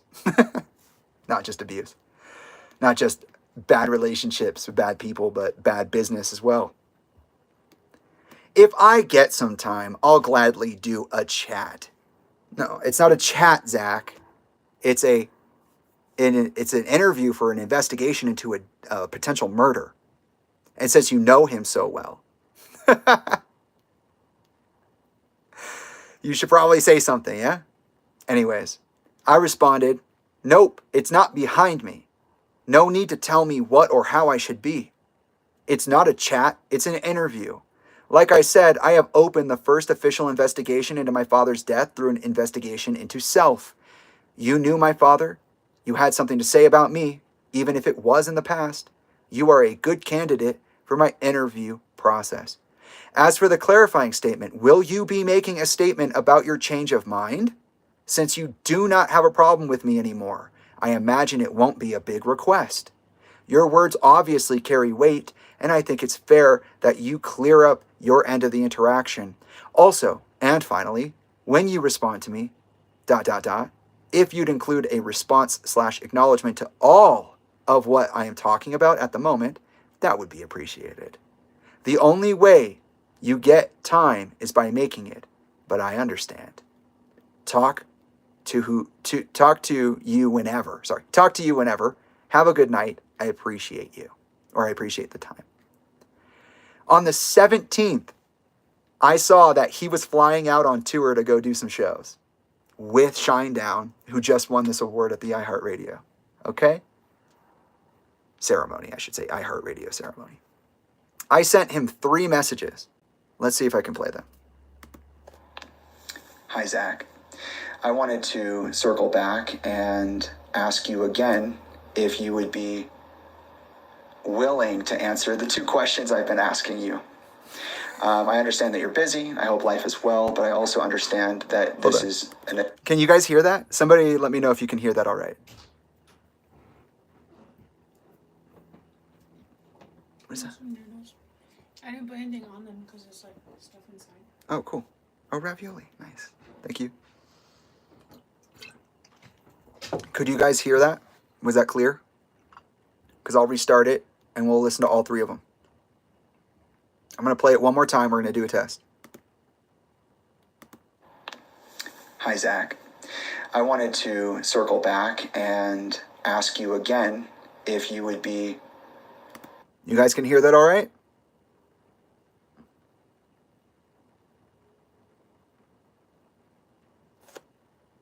Okay, perfect. We're going to listen to all 3 of these while I eat some ravioli and maybe the sandwich I started. All right, here we go. Hi, Zach. I wanted to circle back and ask you again if you would be willing to answer the 2 questions I've been asking you. I understand that you're busy. I hope life is well, but I also understand that this is an account that is not only monitored by you, but by potentially management or band members. And so I don't think it's appropriate for me to be left on red, given the circumstance. Okay, so here it goes. Will you or will you not, yes or no, give a counter statement to the one you posted back in my initial 48 hours of going live on social media? Your word does carry weight, and I think it's important that if you don't feel that my platform should be stripped from me, that you should say so. I think that's only fair. All right. That's that first one. Oh, sorry, the sun comes through at an angle and just blinds me with that mirror. Okay, so that was the first one. Okay, I said, give me a clear response, please, on whether or not you will take the interview. and offer the clarifying statement. I don't think it's appropriate that you have management looking at your profile as well as you, and you're leaving me on red. Keep in mind, this is October 17th. My last message, which went with no response, was the 2nd. That's 15 days earlier. He left me on red for 2 weeks and was just going to play shows, and his management knew. They literally chose that. Okay, here's the second one.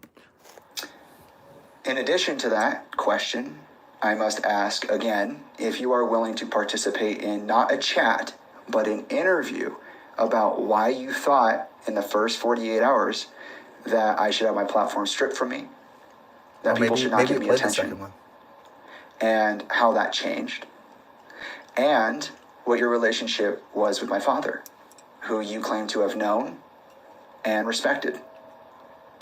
It would be great if I could get a yes or a no to both of these questions. I am honestly trying not to be frustrated, given the fact that I've asked you multiple times to acknowledge these two things and to take me seriously and to not leave me on red. Thank you. I hope you have a nice day. Why didn't I play the third one? I should also say, in conclusion, that this is the last time that I will be talking to you about this. I have asked you now 3 or 4 times, and you have each time pushed me off, told me how I should be, defined me for myself, and I don't appreciate it. Mm-hmm. So this is the last time I'll be asking, and I think you should know that. Okay, that's it. Have a nice day. Okay, so I sent those messages. And of course, in my head, I'm like, my dad, Chester Bennington, was one of the most prolific rock stars of his generation. And he had like 6 kids. So even if this dude had 3 kids, he could still take, what, an hour or 2 to sit down and interview? He could still have his management respond for him? Like what? And so on the 21st, after no response, that was on the 17th, on the 21st, there was no response still. I said, okay, I'm done with this. Goodbye. And then on the 14th of February this year, when Draven did their transition announcement, I had mentioned him again when I was talking about how I've been censored, silenced, marginalized, discredited, discarded by media and the industry. And how I didn't think that was very fair.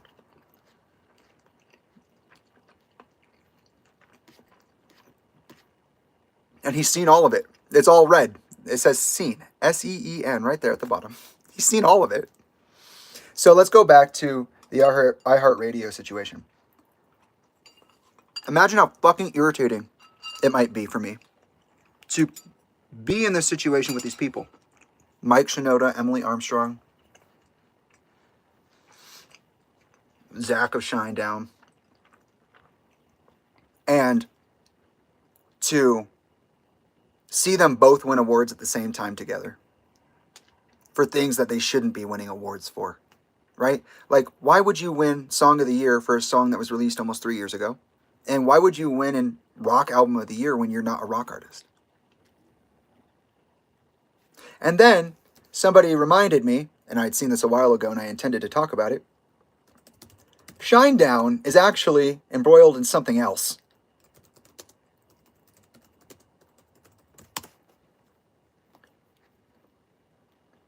Yep. We'll start with this article by MSN.com. This was only written 3 months ago. Alice in Chains, Shinedown, and more face scrutiny and report on pandemic relief payouts. That's right. Shinedown is also dealing with COVID relief payout scandals.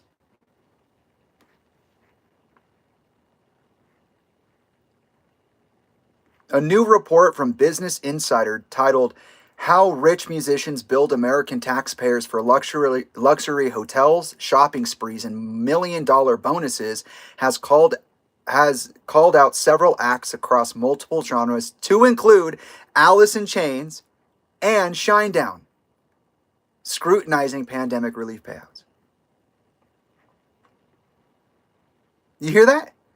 A new report from Business Insider titled How Rich Musicians Build American Taxpayers for Luxury Hotels, Shopping Sprees, and $1 million bonuses has called out several acts, as in bands, across multiple genres, including Alice in Chains and the band Shinedown, which includes Zach. Zach is embroiled in a COVID relief scandal. Anybody? All right. In some of the other cases highlighted in the report, there were clear misuse of pandemic funds for personal benefit. For instance, the investigation uncovered that rapper Lil Wayne spent $1.3 million of his $8.9 million grant to cover private jet flights, while spending another $460,000 on clothes and accessories from high-end clothing labels. So Lil Wayne's spending almost $500,000 on luxury items with COVID relief money. That's interesting. That sounds kind of fucked, especially with all of us losing out on income opportunities and people are dying all around us. And yeah, that sounds interesting. The report also notes pop star Chris Brown spending $80,000 on a birthday party while claiming $5.1 million of his company's $10 million grant.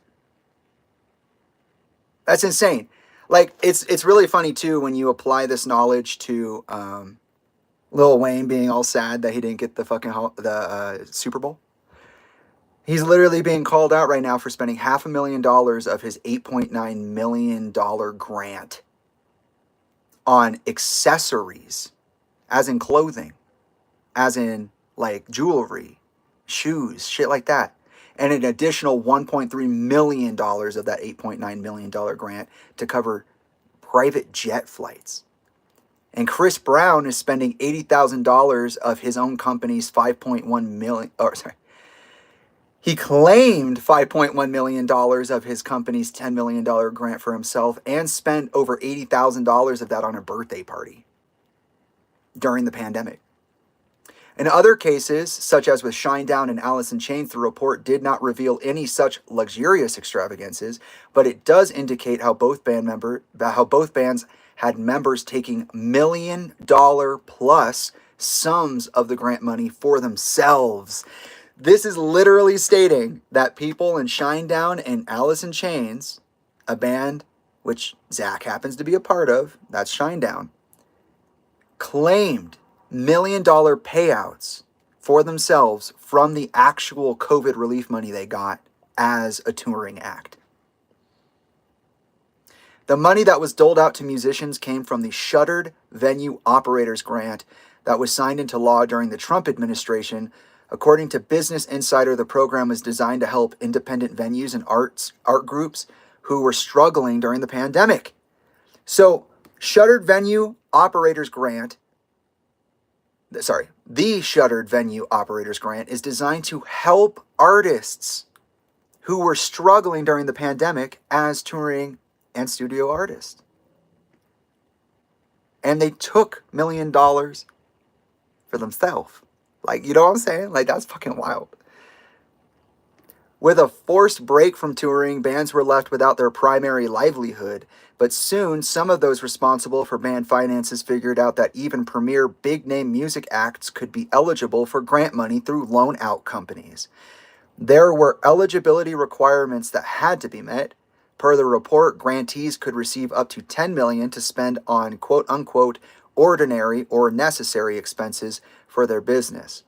In order to do so, they had to make a good faith statement to the Small Business Administration that the grant was necessary to support the loan out company's quote-unquote ongoing operations and show the revenue had dropped by at least 25% between one quarter in 2019 and the same quarter of 2020.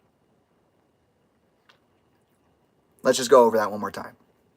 So, the Shuttered Venue Operators Grant was made possible through the Trump administration. The requirements for eligibility, which had to be met, were that $10 million could be received, or less, to spend on ordinary or necessary expenses for the business if they made a good faith statement to the Small Business Administration describing why it was necessary for the loan company to support them. And they showed a comparison between profit during a quarter of 2019 and a quarter of 2020. So they had to go, look, in 2019, at this time, I made this money, and at the same time, I made this money. I have lost 25% of my profit in comparison. And here's all the other reasons why I would need the money. Okay? They had to write out a note. The Small Business Administration claims they followed the law with the grant disbursements.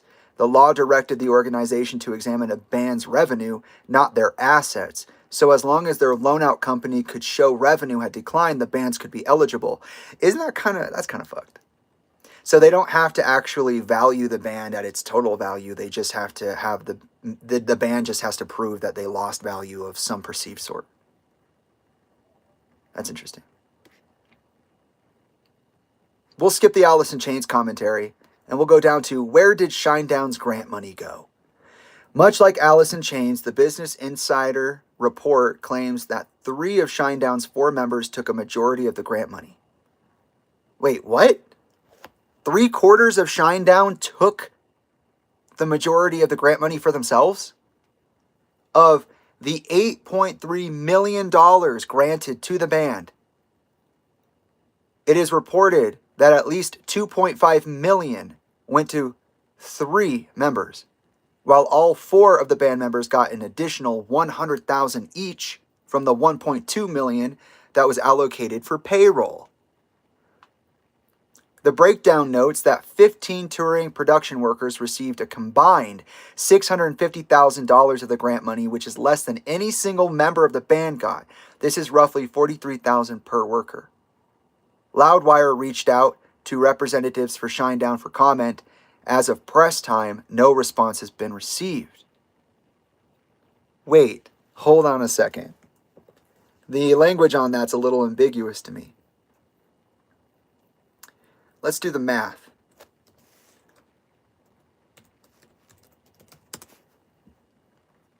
Okay. I have a calculator up because we're doing big numbers. Let's see. They made $8.3 million off this grant. Okay?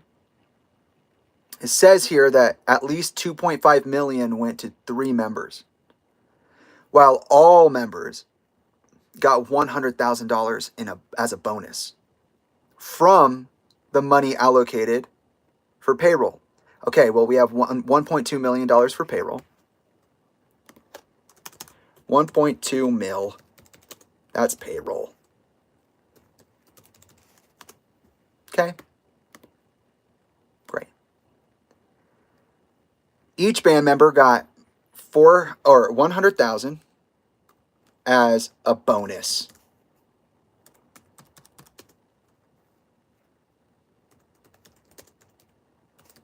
Okay, so that's an additional $400,000. Okay, and then it says $2.5 million went to 3 of the members. That's kind of ambiguous. I'm not sure if they're saying that's the total amount that was given, or if that was a $2.5 million per person. You know what I mean? Like, did 3 members of Shinedown receive $2 million plus a $100,000 bonus? Or did 3 of the 4 band members receive in total $2.5 million? Right? So let's take a look.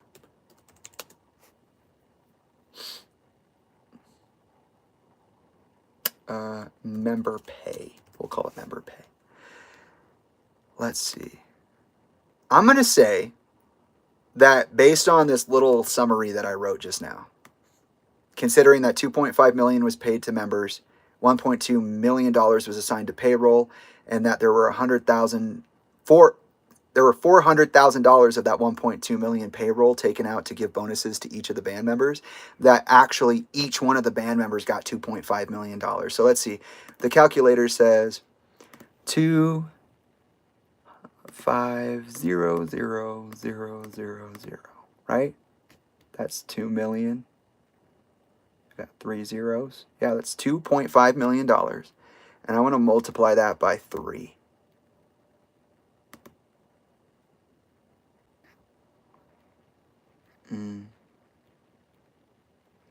What are you doing? Why are you giving me a set of quadratic equations? I don't need that. I need you to do the math. Oh, there you go. Okay, that comes out to 7.5 million. Is that correct? If anybody's doing the math alongside me, feel free to help me out if you notice that my math is bad. In total, let's see. I forgot to put the total amount. Oh, that's silly. I should put the total amount. They made 8.3. That actually, 8.3 mil total. So if we multiply $2.5 million by 3 people, that's $7.5 million, which is the majority of that grant money. And it says that the band members took the $100,000 bonus out of the $1.2 million allocated to payroll. So let's see what $7.5 million is when you add 7500000 plus 1.120000. It comes out to 8.7. Okay, so that's interesting. Maybe my math's a little off, but 8.3 million was the total cost. What I'm getting with my bad math is 8.7. That includes the payout of 2.5 million for 3 of the 4 band members and the amount put to the side for payroll. So it's pretty close. So I'm going to assume, and if Shinedown wants to clarify, they can go ahead and fucking do that. If anybody wants to do the math on their own, I'll add the link to the description of this video. You can go look at the report. But I'm going to say that at least $2.5 million was received by each of those 3 bandmates, plus an additional $100,000 bonus. And then, of course, the shittiest part of all of this is that they took, like, what is that? That's got to be in the 90% tile of, like, the entire grant. Only $650,000 of that, not even $1 million of that, was split between 15 touring production people. And by the way, if you guys aren't aware, touring production associates, the workers, the people who put on the shows, they are the reason that bands get to tour. Yeah? You know how many people it takes to put on a Linkin Park show? A lot. It takes a lot of people. They got to carry shit around. They got to drive across the country. They got to fly. They got to put things up and all that shit. Like, they do all of it. So Shinedown took the most of that money, kept it for themselves, and gave a measly $650,000 to each of the workers because they were like, well, $43,000 is a decent, like, salary, right? No, $43,000 is a pretty shit salary. I'll tell you that. That's insane. Okay, so we're back to it. We're back to iHeartRadio, right? That was sad. That was sad for me to see that. Now we're back to the story, okay?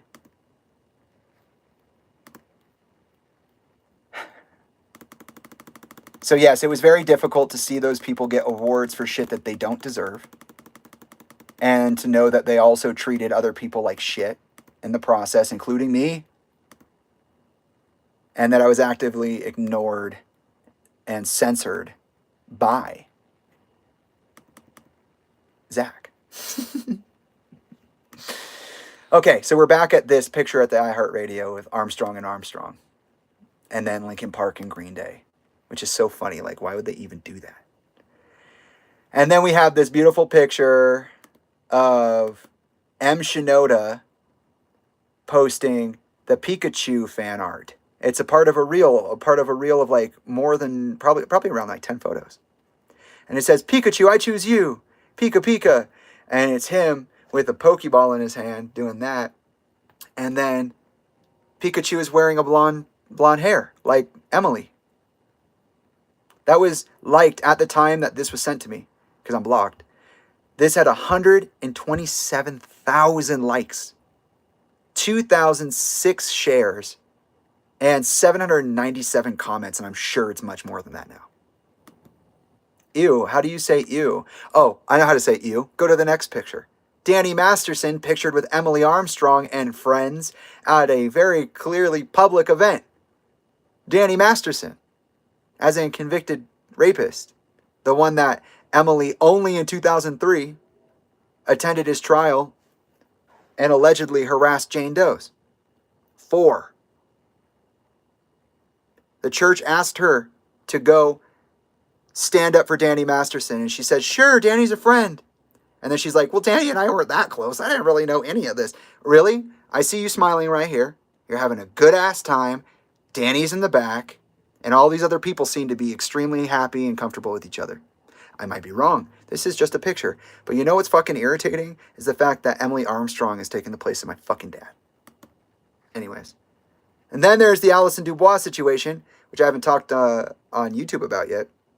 But basically, Talinda didn't say anything. And she hasn't said anything about the Kanye stuff, which is crazy because you'd think, because I'm not allowed to say anything, Kanye's not allowed to say anything. And don't worry, we're getting to Samantha. See, this is one of our shorter Let's Talks because it has so much talking in it. Like, there's so many points we're hitting. We're talking about what Kanye West said and what he implied. We're talking about the relationship between Kanye West and the process of, and Chester Bennington and the process of going down that rabbit hole. We're talking about what I found.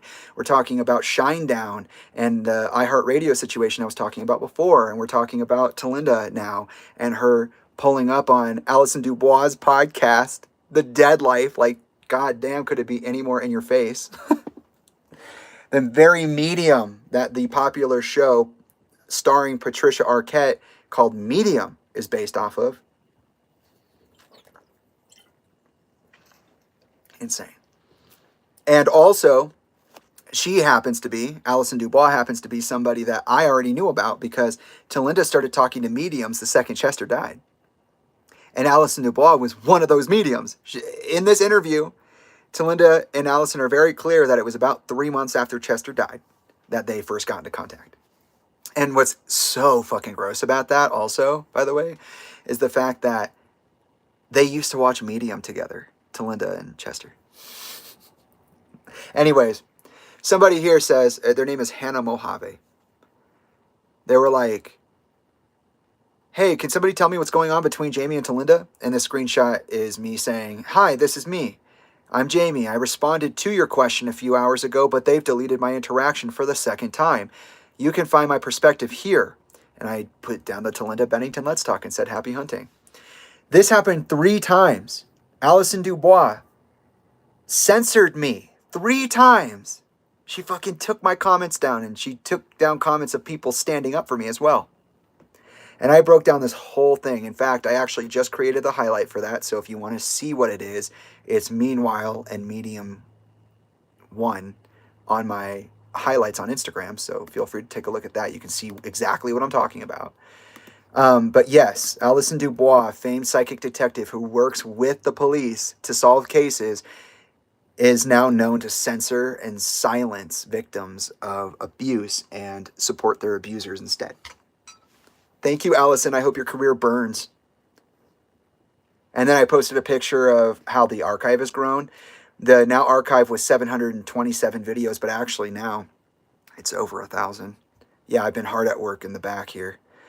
I I have taken account of over 3,000 objects for the archive, most of which aren't on the archive yet. They're not there yet.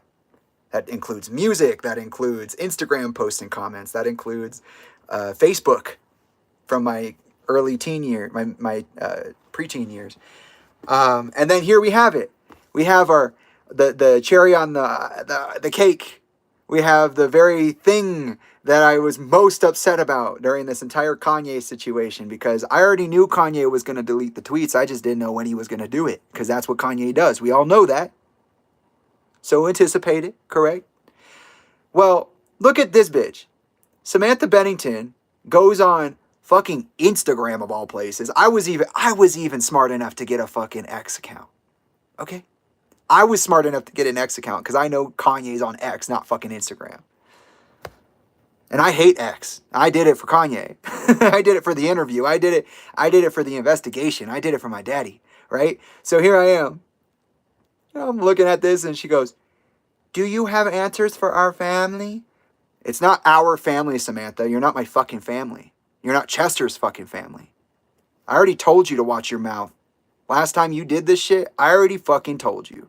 I said, if you do anything again, I'll be on it. If you do anything stupid again, I'll see it and I'll be about it. And here she is, being stupid. Please help and share anything you know. So I posted the following. And this is in the meanwhile highlight. So you can see it's there if you look at my story, and you can go find it if you want to look at the entire thing. I said, if it wasn't clear before, it should be clear now. I have been censored, slandered, and defamed by Talinda Bennington and the Bennington estate. Sean Dowdell. Oh, we're going to talk about that, Germ. Hold on. Sean Dowdell, Kristen Davis, and Grey Days, which includes Concord Publishing, Universal Music Group, and Loma Vista Publishing. Or I guess the label is maybe not. I get a little lost on the term sometimes because, who fucking cares? These people are evil. It's good to know, though. Hi, Miranda. Linkin Park, that includes Warner Music Group, Machine Shop Records, and the Church of Scientology. Ryan Shuck and Amir Darak of Julian K. and now Dead by Sunrise.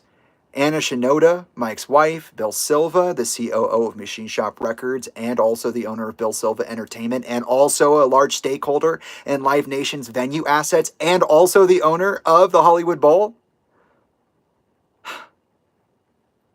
Amanda Van Roberts, Talinda's BFF, who lied on my name. Samantha and Draven Bennington, we already know who they are, we're getting back to them. Tom Wally, who created Loma Vista after working at Warner. I've had personal conversations with Tom Wally. And then all major and minor news outlets, which include but are not limited to Variety, Rolling Stone, Blabbermouth, and Loudwire. Notice how this time, when I'm talking about Kanye, not once did Variety, Rolling Stone, Blabbermouth, or Loudwire say anything about the situation. And by the way, that list is not limited to that list. That list is so much bigger. It's expanded as of the Kanye situation. I said, Talinda, Sean, and Ryan have both attempted to intimidate me into silence and compliance. Oh, and they have also threatened me in various ways. In all honesty, Linkin Park and Samantha Bennington deserve to be on that list as well. Linkin Park allowed the Church of Scientology to threaten me with physical violence when I attended the 9/11 Kia Forum show. And Samantha, you know what you said about Jacob in private, thinking I would take the bait, that I wouldn't hold you accountable on a public stage because what you said was that gross. And then there's the Giving Up clip where Chester's punching himself and choking himself, and I just happened to finish at 12:12, which just happens to be the date of the hearing during which I was assigned a DVRO. A totally illegal move by the court based on my inability to be a liar. And then here we're back to the post. This is exactly what she said. Under that original thing that I read, which says, and this is what Samantha posted. Do you have any answers for our family? Please help and share anything if you know at Ye. She wrote under that, Yo, Ye. She said, yo. She said, yo. Dumbfounded. I even took the time to be more polite in my asking him questions on fucking X. She's like, yo, Yee, please reach out. Please share what you know. Please help us get closure, prayer hands. You are a much louder voice than Chester's family or children. Half of the world believes he was murdered, and half the world believes he committed suicide. We'll get back to that. This music industry has been super scary. Our lives have been threatened, but to help us heal, we need closure, truth, and safety. Please speak up and make it a different world for our kids, not just your kids, all of our kids. First of all, Samantha, fuck off, shut the fuck up, go the fuck away, you're annoying as fuck. That's my opinion. I don't like you. I think you're an abusive narcissist who gets off on putting themselves first. You know why I think that? Well, let's walk through what you said. How dare you say that his voice is much louder than Chester's family or children? You automatically negate all of us when you decide to tell someone they're more important than Chester's actual family, who are the people who are vouching for him and looking into this for him. Do you see the backhanded way of your nature? Actually, no. If you, Samantha, had decided to not continue to abuse me and continue to maintain your narcissistic controls over me, we could actually team up and do great things together. But instead, you chose to throw that all away. Let's remember CeCe Woods. Samantha and CeCe Woods, they decided they wanted to do a podcast. Their first episode, because of me, ended up being me. But guess what? It never happened. Why? Because Samantha didn't like how scary it was. Samantha didn't like my attitude. Samantha didn't like how forward I was about the dangers. Okay. Well, how about this? Let's start even further back, Samantha. Yeah? How is it we became in contact again? Do you remember? Let's start at the very beginning, because what you just said is absolutely disgusting. What you just did is fucking disgusting. You're disgusting. Ugh. Ugh. Nasty. I reached out to Samantha and asked to rekindle our relationship because I wanted to be close to my brother. I knew that Draven was not going to let me contact him on social media. I did not have his phone number. I went to Sam and I said, hey, Sam, I want to rekindle our relationship. In specific, I want to have that relationship with my brother. I want to be the brother he never got to have. It would mean a lot to me if you could mediate this situation. A lot of you guys know this story already, but I'm telling it again because why the fuck not? It has direct impact on this, okay? And she responded, oh, I just lost a lot of people in my life. I'm in control of their memorial service, okay? I am very busy and just very sad right now.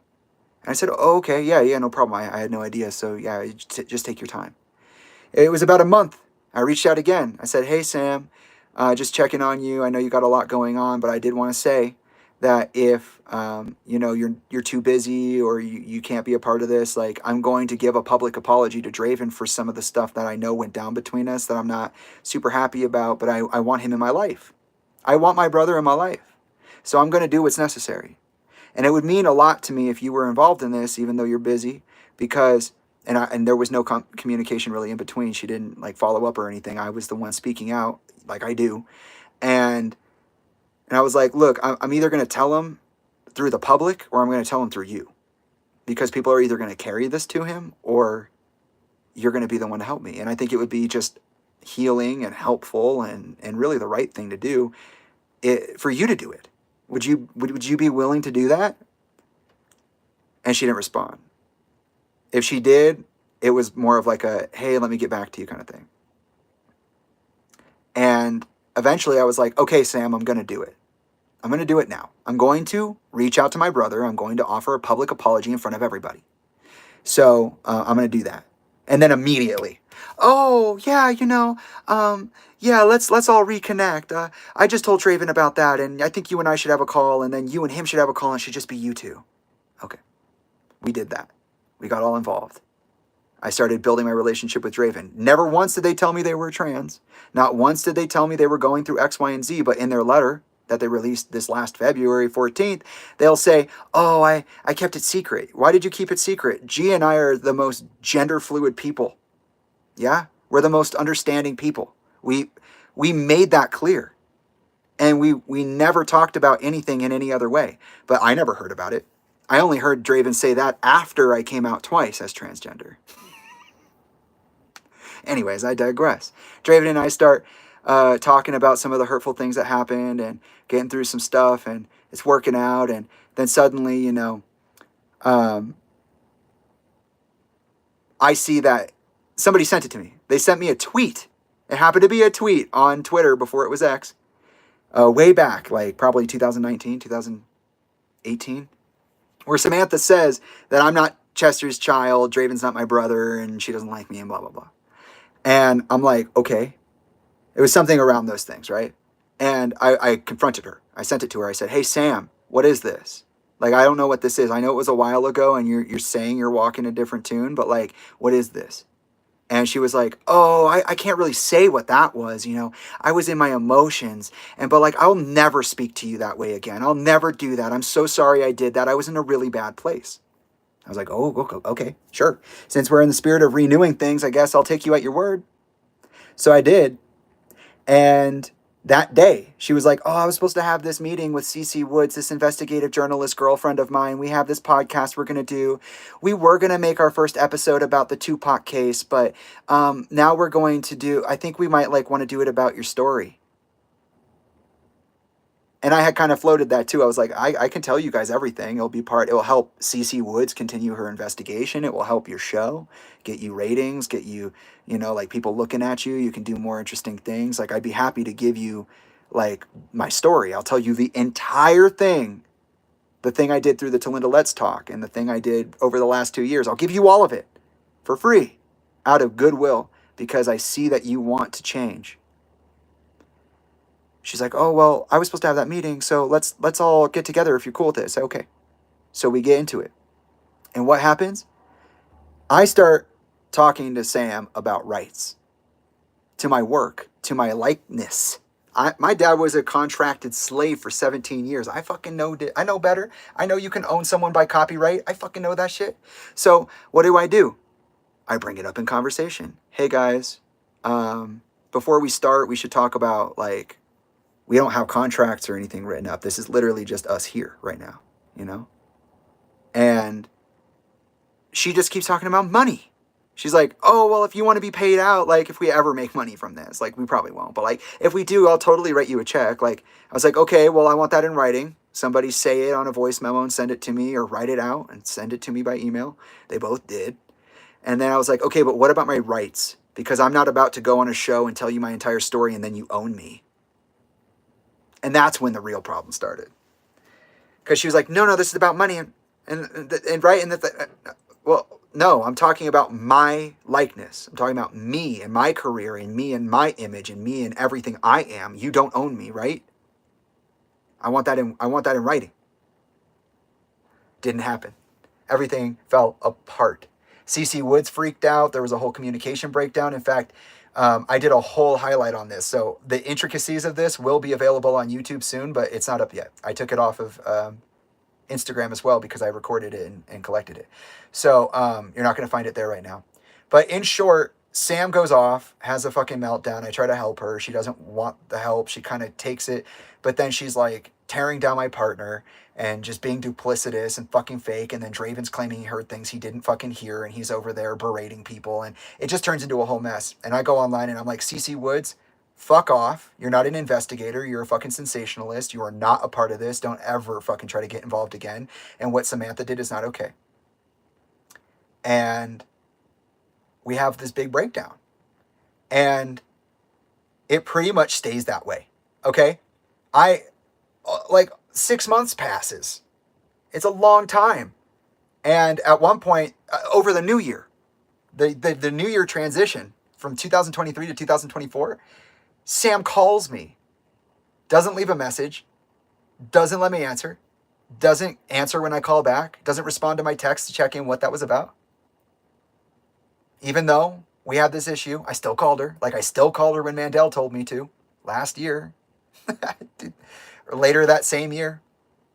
And while we were away, I was telling Draven, like, hey, I'm working on this music and these other projects. If you want to work with me, I'd love that. Like, I'm just checking in on you. Because, like, me and his mom had problems, but I told him, like, hey, Dre, I think the issue is that, like, you're getting all wrapped up in, like, what the idea is, like, what your experience is, not what's going on.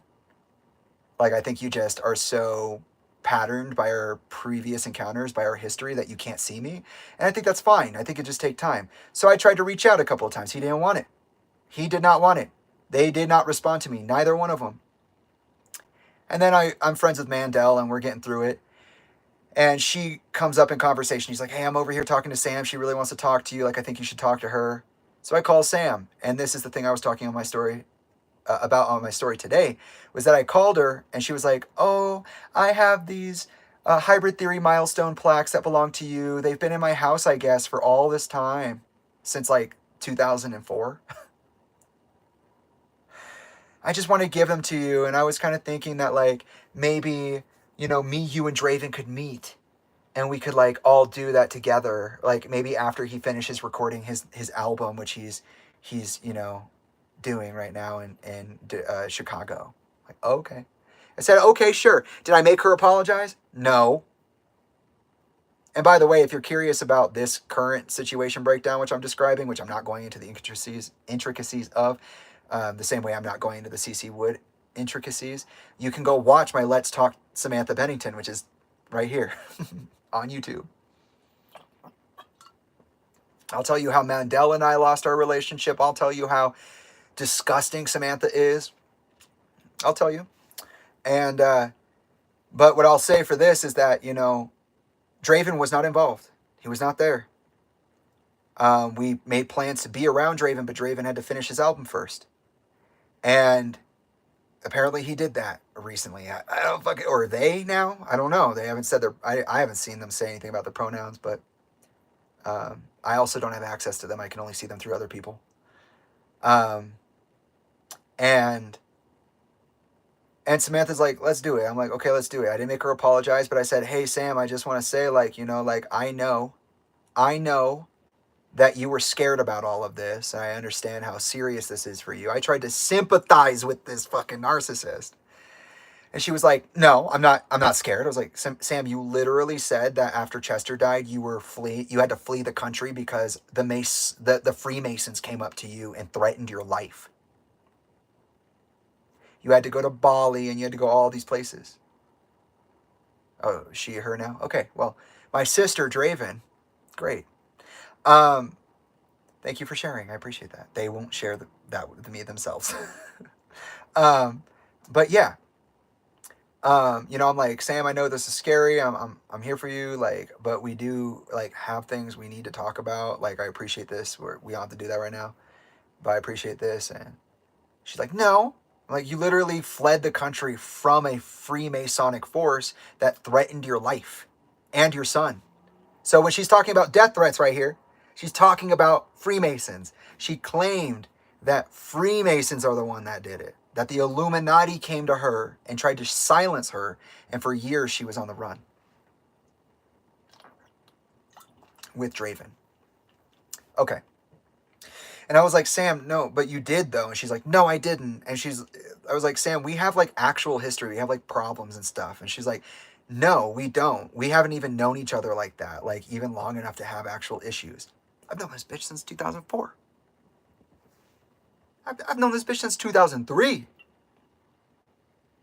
And she's going to tell me that after all these years as the kid in the situation, after all of these situations with her, caused by her, that we don't have history.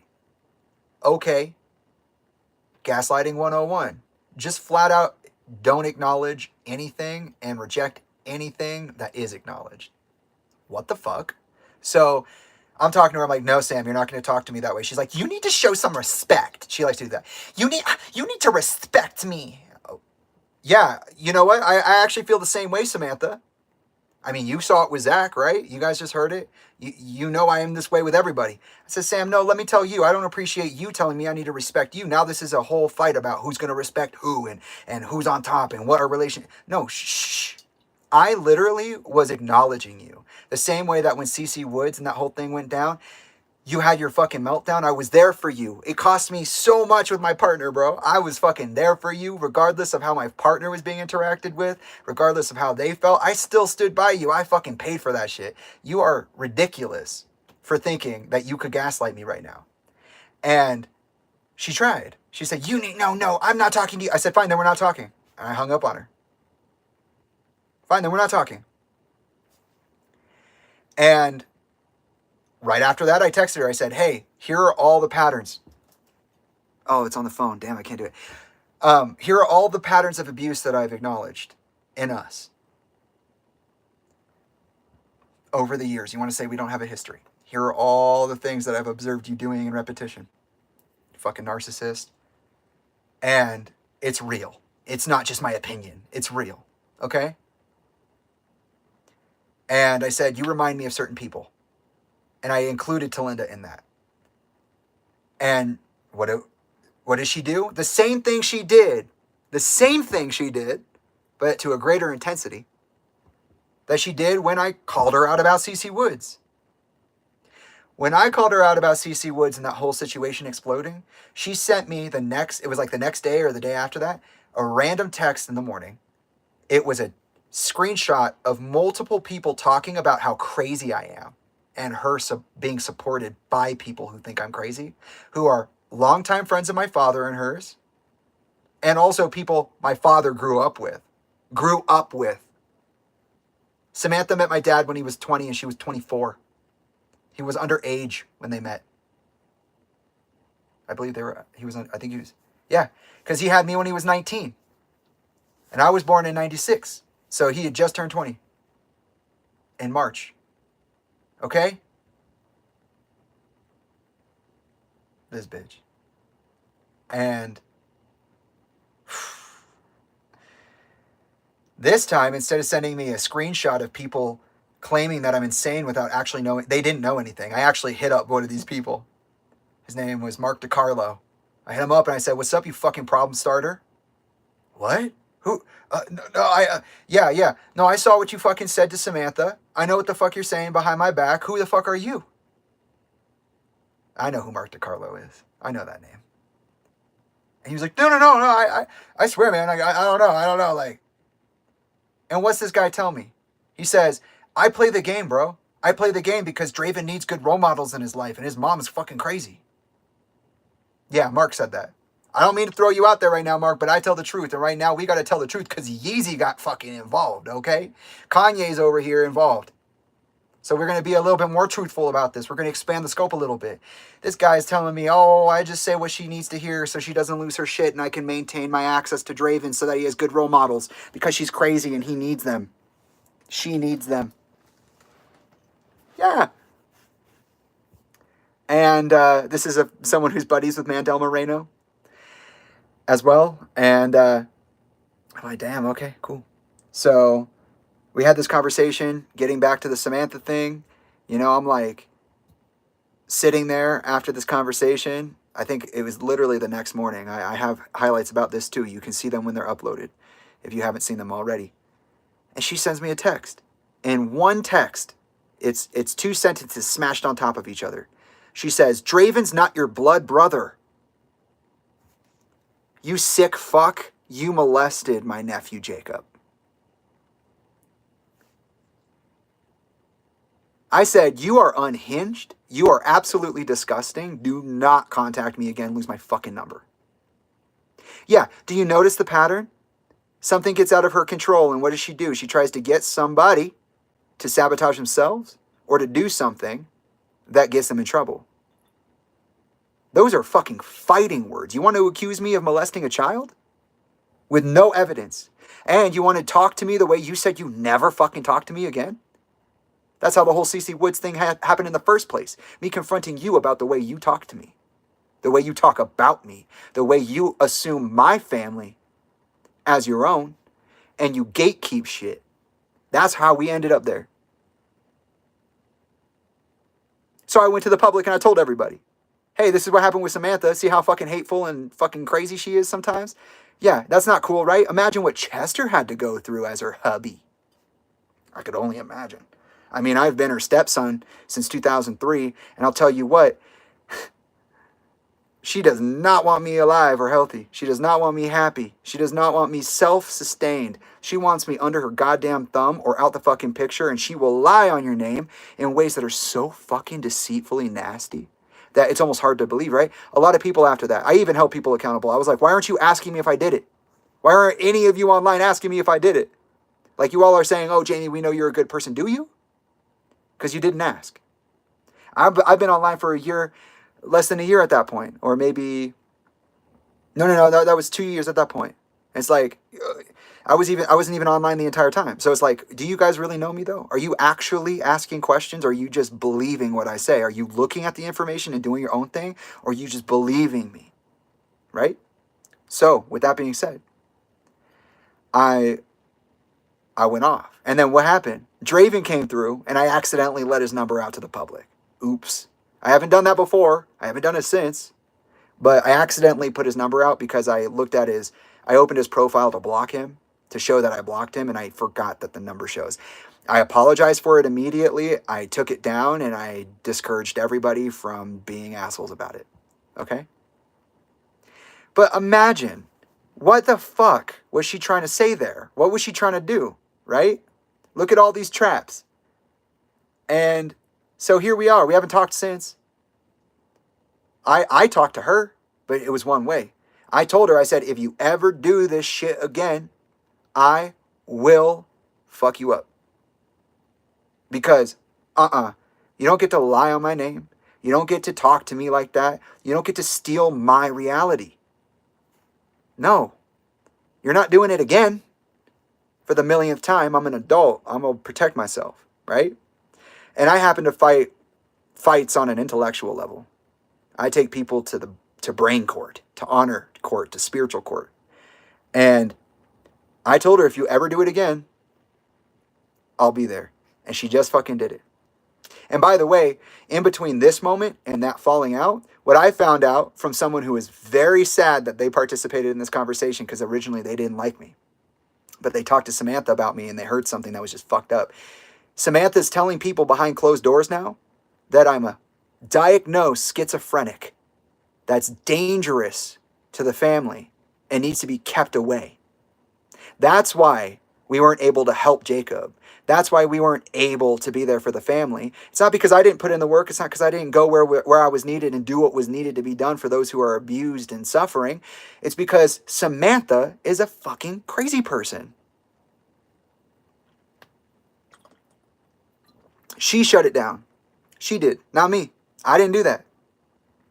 She's got all of Chester's side of the family under her finger. She talks to Toby regularly. Toby lives with Susan, Chester's mom. And Toby, by the way, was a part of 320 before she was entrapped by Talinda and then had to fucking leave. And then after that, Toby's been fucking weird. And everybody on that side of the family, Susan, Toby, Samantha, they're all like, we don't actually believe you're Chester's biological son. Yeah, Samantha went on after our whole falling out and she told everybody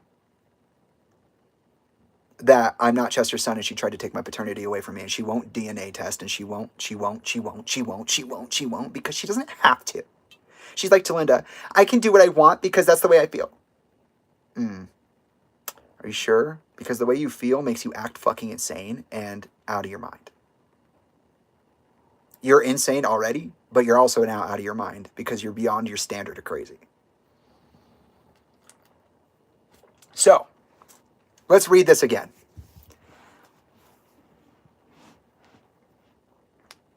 And she knows I'm not a diagnosed paranoid schizophrenic because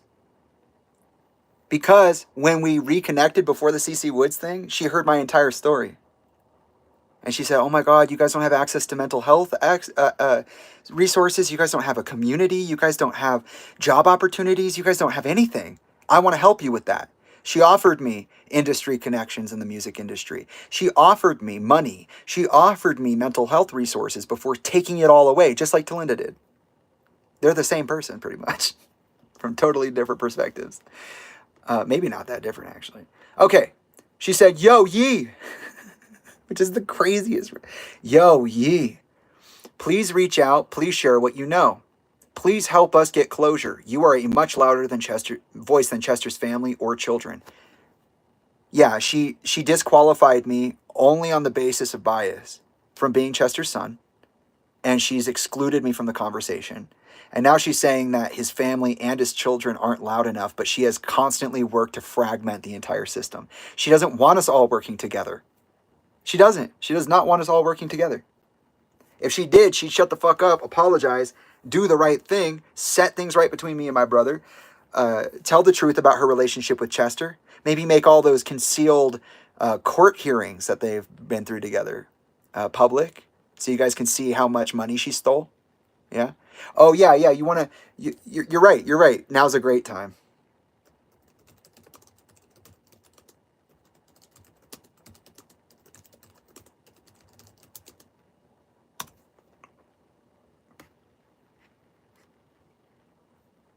Yeah, let's talk about it.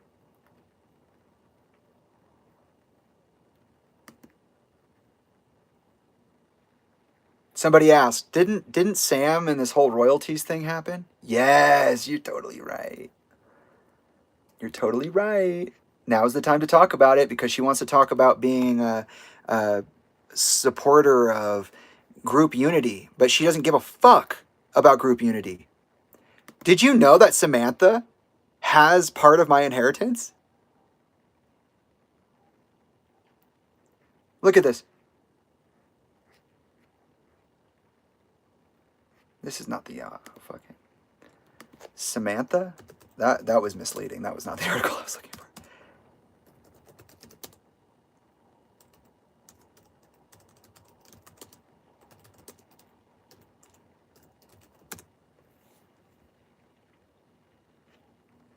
Ooh, it gets me pumped every time I fucking see this.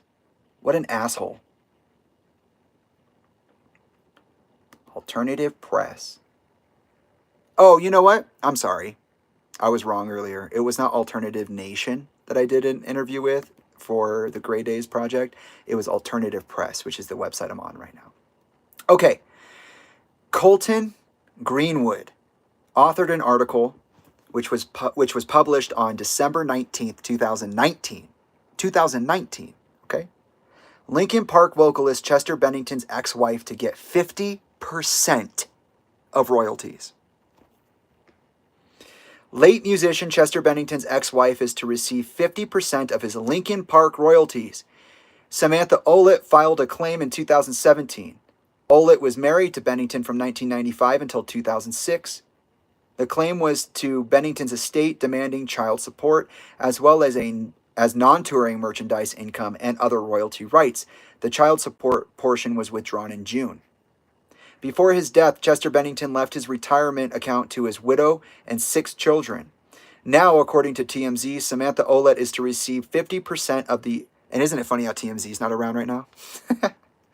They don't care about this, but they definitely tried to leak every fucking explicit detail of Chester's autopsy.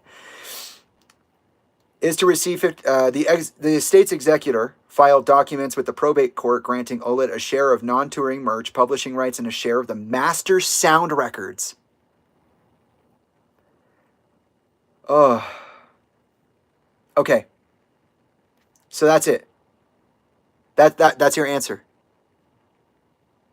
The answer is that as soon as Chester died, Samantha Olet filed a claim in 2017 for child support, non-touring merchandising income, and other royalty rights to include rights to masters of Chester's. And she won 50%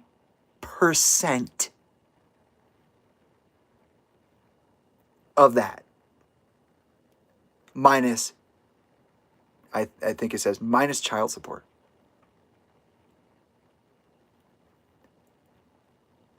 The probate court grants Olet a share of the non-touring merch, publishing rights, and a share of master records.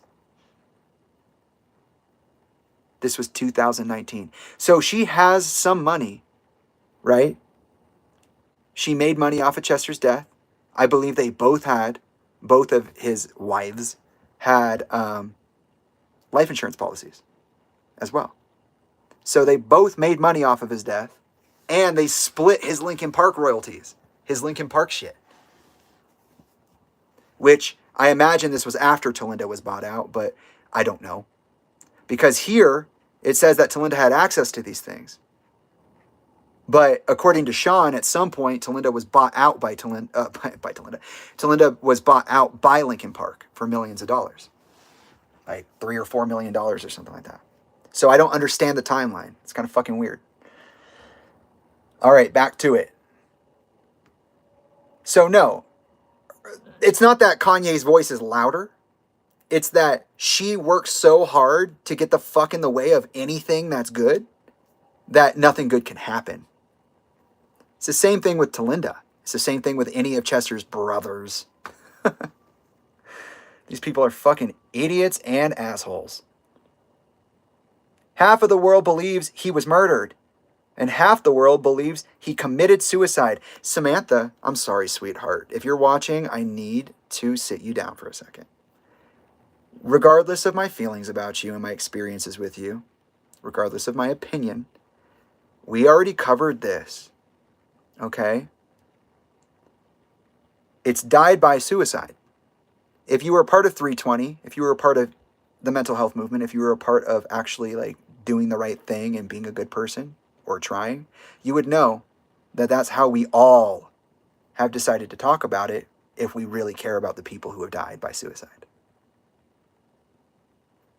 And I say it this way to you because guess what? You're Chester's ex-wife. You still like to flaunt his last name. You still like to act like you're fucking married to the man when you're not. And I think you've been married after as well. Divorced as well. You've definitely had fiancés. I know that for a fact. So not only are you and Talinda liars, but, you're also not a Bennington.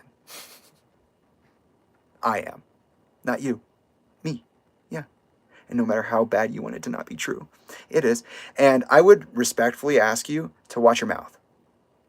If you don't understand the way we talk about this and you don't care to update your empathy so that you can be a part of the solution, then fine.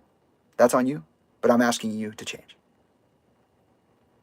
He didn't commit suicide even if he did die by suicide. You understand? Like I've been saying, he either was killed or he was pushed into killing himself. And by the way, in case you didn't know, pretty much all suicide, whether it's through coercion or mental illness, it's not really the choice of the person, right? Like, we kind of all like live and then we're all like, I don't know if I want to be here, right? Okay, great. This music industry has been super scary. Oh, yeah? Oh, it's so scary. That's why you were going to connect me to all these people? Oh, that's why you said that don't worry about the music industry. I know all the good guys. That's why your son has signed a contract for an album deal and has completed it. And he's being produced and mentored in the process by people who knew Chester at the very beginning of Linkin Park. Oh, but it's super scary. That's why you took him to the Grammys, right? Or sorry, her. That's why you took her to the Grammys, right? Your daughter? You're so scared of this. Shut the fuck up. You are so full of shit. I call you out to your face. You are a fucking liar. You're making up words right now. It's been super scary. Then get the fuck out of it. Stop hanging out with your people. Stop saying there are good people and bad people. You literally have been embedded in the music industry since you were a child. That's why you put your son through it too, and now your daughter. Yeah? If you are so scared of the music industry, don't go to the fucking Grammys. If you're so scared of the music industry, don't let your child sign a fucking album deal and then make an album with a major label. Huh? Oh, I guess that's too high brain for you. Unless, wait, you're just making things up because you like the music industry. You like it. I've heard some stories about you when you were married to Chester and you all were on tour. Yeah. I'm not going to tell you who. I'm not going to tell you what. But I heard about you, you nasty bitch. Our lives have been threatened, but to help us heal, we need closure, truth, and safety. Wait. Oh. So you acknowledged here that you were threatened. So when we had our last falling out, when I said, okay, you don't want to talk, if you're not going to get what you want, then we aren't going to talk, and I hung up. When that happened, and I told you that I appreciate you talking to me, given how scared you were about the violence and the threat of danger, and you said, that's not real, that never happened. But you're going to say it to Yeezy? You're going to say, yo, Yee, I was threatened too. But Jamie, fuck that guy. I'll tell him to his face. Well, that's kind of fucking stupid. My pronouns are they. But we need to help. We need the help to heal, to get closure, truth, and safety. Bro, I'll tell you what. I'm going to tell you right now, Sam. I'm going to tell you that you obviously are so out of your element, and you have been for so long, and you've just been pretending that you know what you're doing. You think that Yeezy telling you, you think Kanye telling you what happened is going to make you safer? He just said the Kardashians are sex workers, sex trafficking children that they produce through methods of entrapment.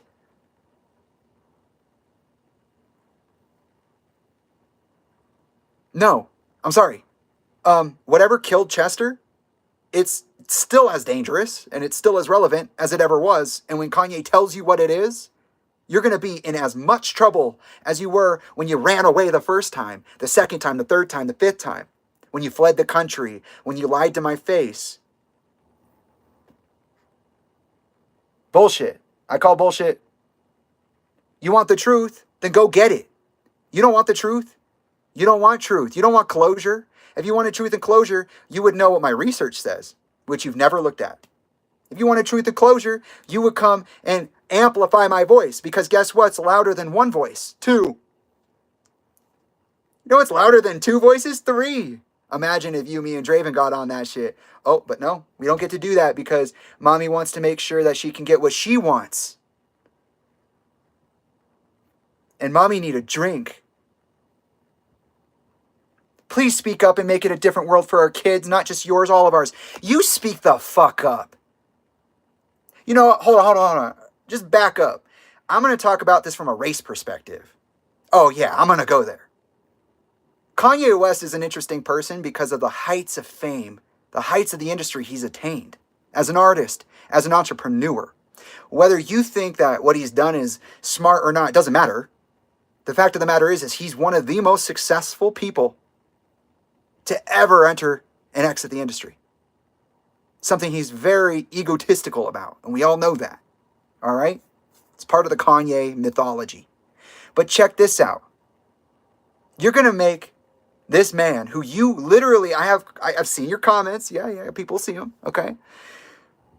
You're going to tell me that you don't think Kanye's crazy, that he tells mostly the truth, but you're going to tell people I'm fucking crazy. That seems a little bit fucking self-advantageous, don't you think?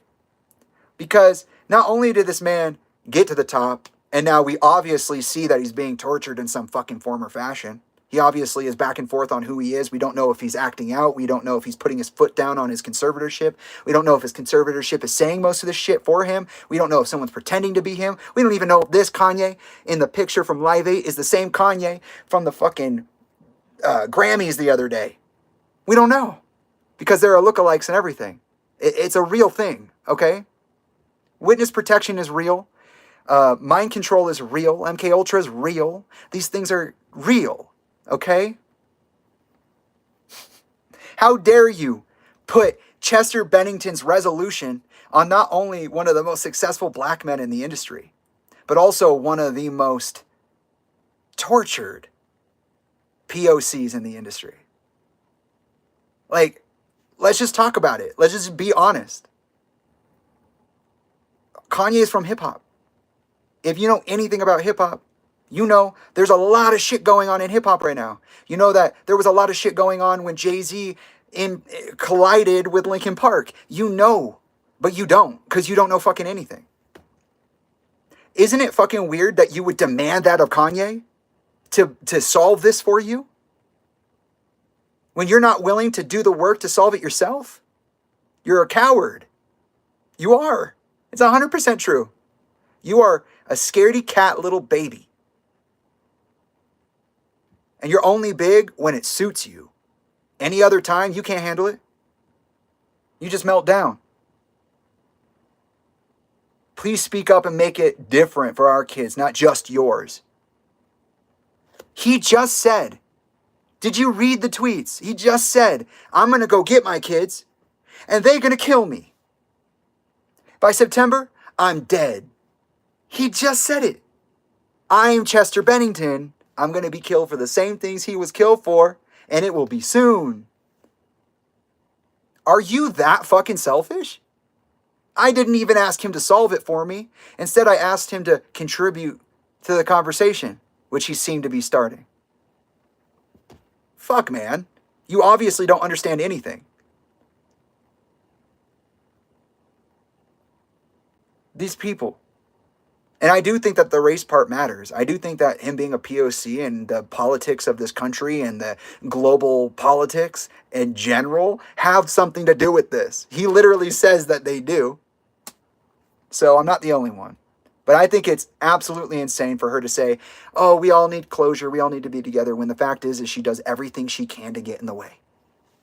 She does not care about unity. She cares about getting something out of something. She is not scared of the music industry. She's in the music industry.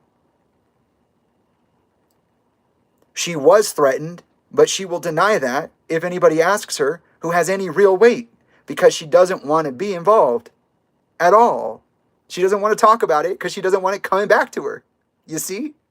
But she wants Yeezy to take it all. She says, yo, Yee, take it all from me. No, shut up.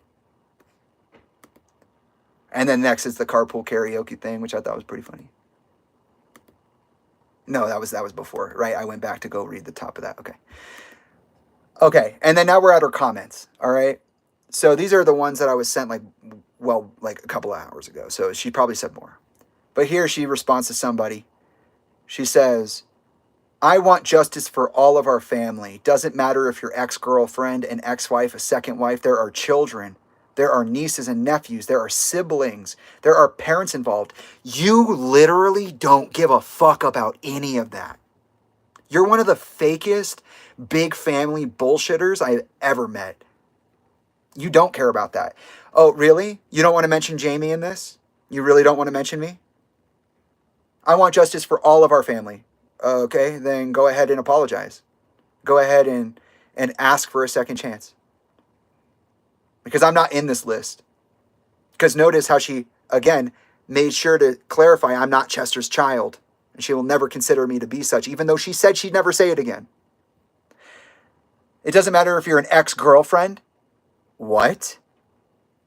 Wait, are you talking about Elka, or are you talking about those secret partners that I claimed that you didn't? Yeah, you guys remember that when I did my Community 3 update and I said, oh yeah, I'm pretty sure Chester has more kids that are unclaimed, and I claim all of them.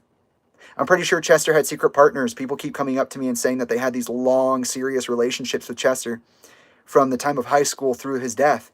So I claim them because nobody else will. Because it's just fucking respectful for these people to act like these people don't matter. Just because they want to be important, Samantha. So I don't know I don't know exactly which ex-girlfriend they're talking about, but it could be my biological mom. Second wife, ex-wife. Who's the ex-wife? You barely consider yourself an ex-wife. And the second wife? Why don't you say Talinda's name? Say our names. Say it. There are children. Yeah, we all know that. There are nieces and nephews. Okay, so you're talking about Chester's siblings' kids? Okay. There are parents involved. Yeah, I know. I'm one of them, remember? I was actually contracted into being the parent of Chester's children by his widow, who then undermined me and then attempted to do a death takedown on me and failed. Okay, next comment. If it was your family, would you chalk up everything to insanity, or would you want to hear everything? Personally, I want to know as much information as I can find out. As I can to find out the truth. All I want is the truth. No, you don't. You are a fake, phony ass bitch. Liar. You don't give a fuck. Oh, really? That's why you're walking around behind closed doors and telling everybody that Jamie's a diagnosed paranoid schizophrenic? That I keep adding the word paranoid, but it's mostly because I'm referencing my movie. Jamie's a diagnosed schizophrenic? When you know I'm not, because you literally acknowledged how I'm not? Right before you blew up and did exactly what you said you weren't going to do ever again and again and again and again? Oh, okay, idiot. I don't think it's... If it was your family, would you chalk everything up to insanity, or would you want to hear everything? I don't know, Sam. Would you want to fucking hear everything? Your answer is no. You answered your own question, and I'm here. I'm the answer. Your answer is no. Samantha's answer to this question is, to the question of if it was your family, would you chalk it up to insanity, or would you want to hear everything? Her answer is, I would chalk it up to insanity, and I don't want to hear it. That's her answer. And she's talking to ye like this. Like, what? You are out of your fucking mind, bro. Like, you are insane. Personally, I want to know everything. No, you don't. We've established that. All I want is the truth. All we want. Who the fuck are you talking about, we? You literally undermined my entire platform, Samantha. Everything I've done so far. After our last falling out, you went out of your way, and I have all of the fucking highlights still. You told people there were no DNA test results. Jamie is not Chester's biological child. He's adopted. He does not count as Chester's voice for this reason. Shut the fuck up. You're insane. You don't want the truth. Next comment. No. Not all the time. He actually speaks a lot of the truth. Why is she saying this? Because this guy said, you know Kanye's insane, right? She said, no, not all the time. He actually speaks a lot of truth, a lot of times. So we have to put everything on the table to find answers as a family. First of all, don't you dare steal my fucking catchphrase. How dare you? I might as well trademark that shit. Right now, in the spiritual realm, I declare, I trademark, everything's on the table until it isn't. Because I fucking said that to you. How dare you take my words and copycat me online? If Kanye isn't insane, Samantha, I'm not insane. And if I'm not insane in general, and I speak the truth all the time, then I'm far more capable and accurate than Kanye fucking West when it comes to this investigation and this situation. Period. Period.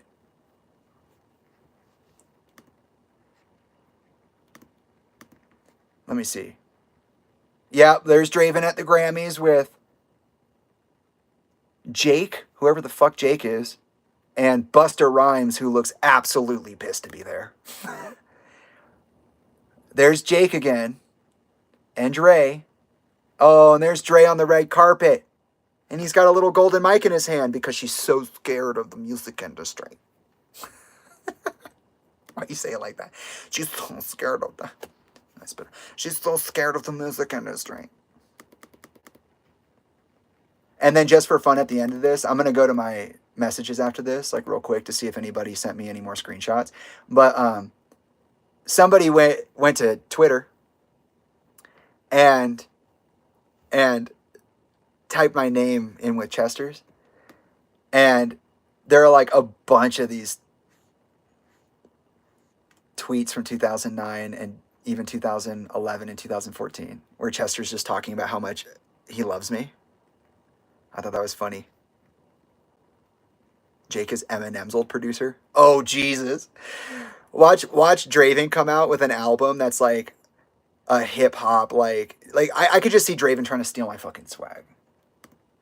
I mean, did you hear that one song they put out? That's what they put out. That's what they chose. And they said they didn't even like it, yet they're going to act like they fucking didn't mind. They've said, I didn't want that, but I was literally there right now.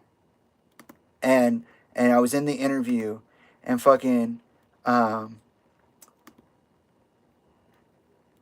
they said, well, we can't put you in the legacy highlight. Like, isn't that funny that Draven made it into the MTV legacy highlight, but I didn't? And I have literally like 5 to 8 years more experience as a musician than Draven does. Easily.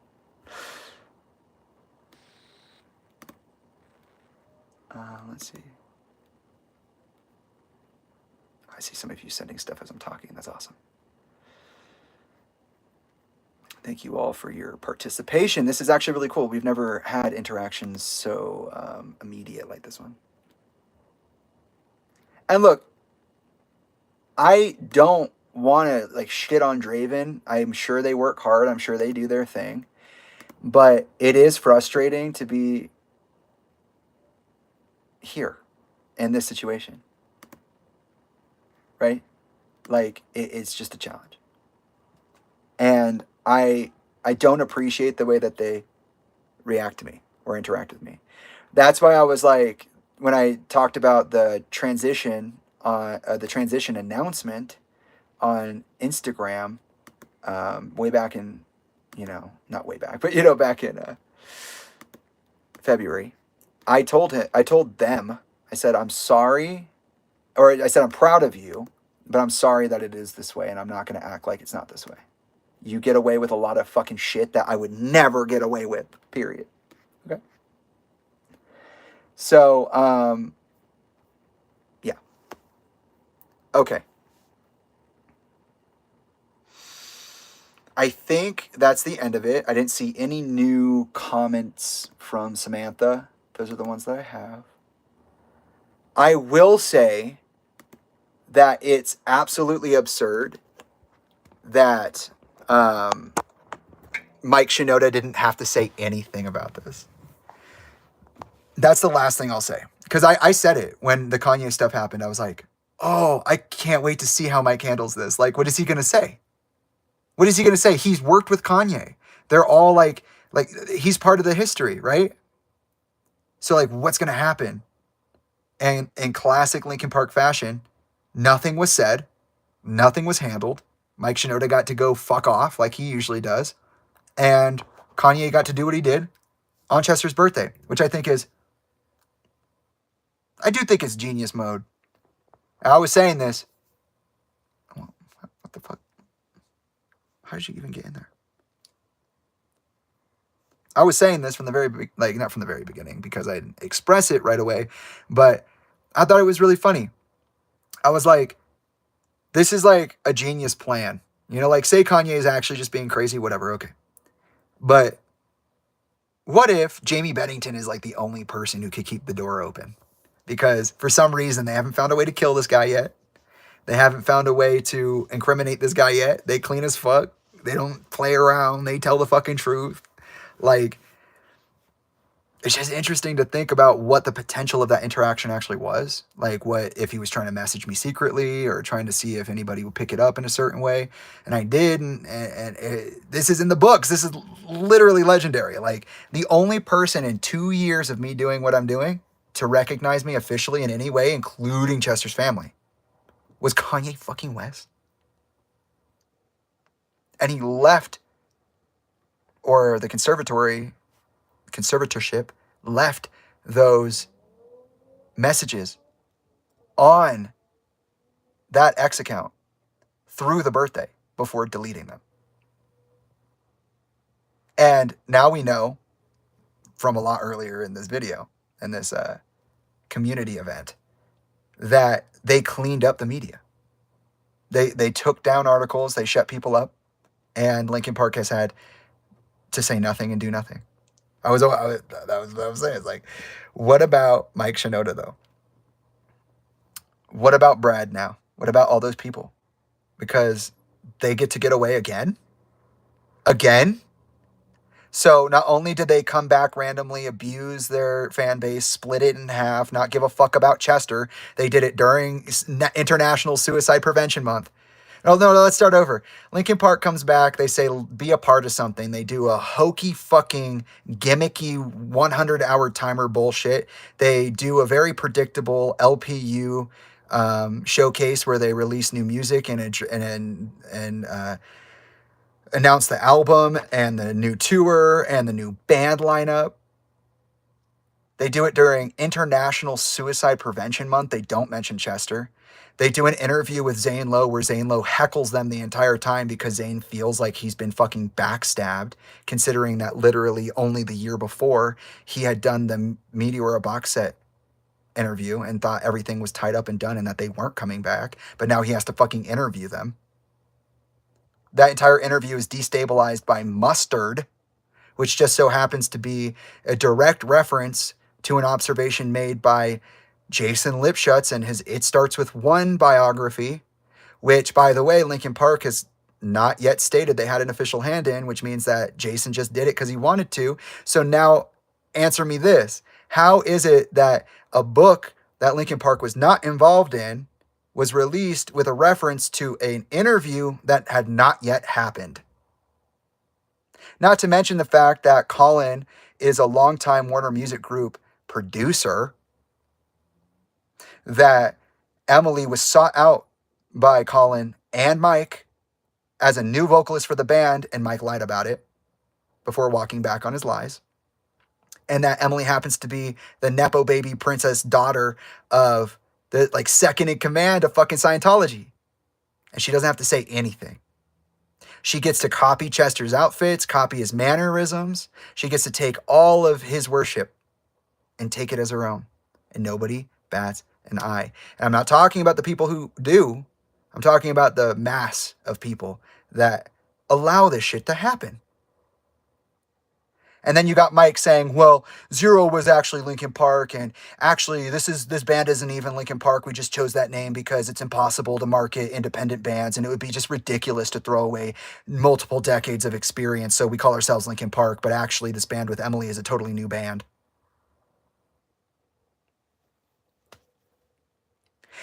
And he gets to say what he says during the Zach Sang Show interview as they release the album. And he gets to do what he did to me on stage when I was there at the Kia Forum. And they don't have to acknowledge that the Church of Scientology literally threatened to jump me at the show. They don't have to take control of their fan base where I'm receiving death threats and bullying and all this stuff. They don't have to say shit. And they knew they were going to do it. They knew they were going to do it. They said, well, if you're not coming with us, then you can go fuck yourself. We got all these new people. All the while, they're like, I didn't even know if people wanted to buy our album. I didn't even know if people wanted to go out and see us at concerts when they had 33 million monthly Spotify listeners.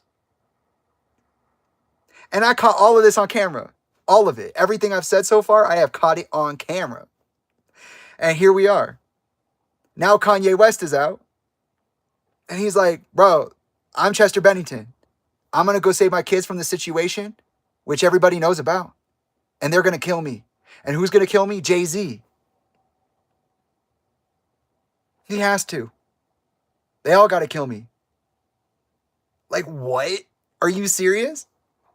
So now Mike doesn't have to answer for Kanye. And he also doesn't have to answer for Jay. And he also doesn't have to answer for Emily or himself. His wife can go off and lie on people's names and act fucking crazy. I thought we'd never get a Linkin Park album again. Literally corroborating his lies on Jimmy Fallon, which, by the way, I got that interview pulled off the internet. It's funny how all these people respond to what I'm saying and doing, but they don't want to tell people they're doing it. I have pull. I have weight. I'm doing shit. They just don't want you to know. So here we are with Kanye, and it's like, oh, okay, now so Kanye's deleted the tweets. He started tweeting new shit, and now the media's cleaned up, and Mike Shinoda avoided all of it again. Or did he? Maybe he was the one who cleaned it up. Maybe he's the one who steered the entire thing. Maybe he's behind all of it. Maybe he's not involved at all. Who fucking knows? Because Mike is a literal liar. He's a pathological liar who has acknowledged that he has a problem with lying and it affects people in his life in the newest album.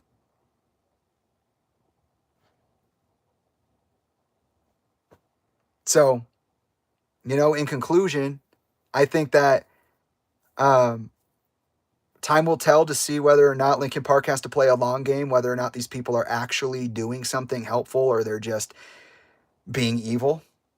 I think that You just got to wait and see what happens with Kanye, because I'm sure that has repercussions. I said it last night. I said, maybe I'm being initiated. Maybe I'm being approached. Maybe the people who are too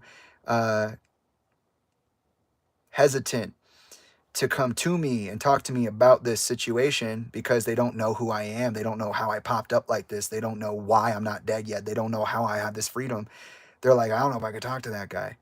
Maybe they're standing back and waiting for the right moment. And maybe that was the moment. Maybe that was the test.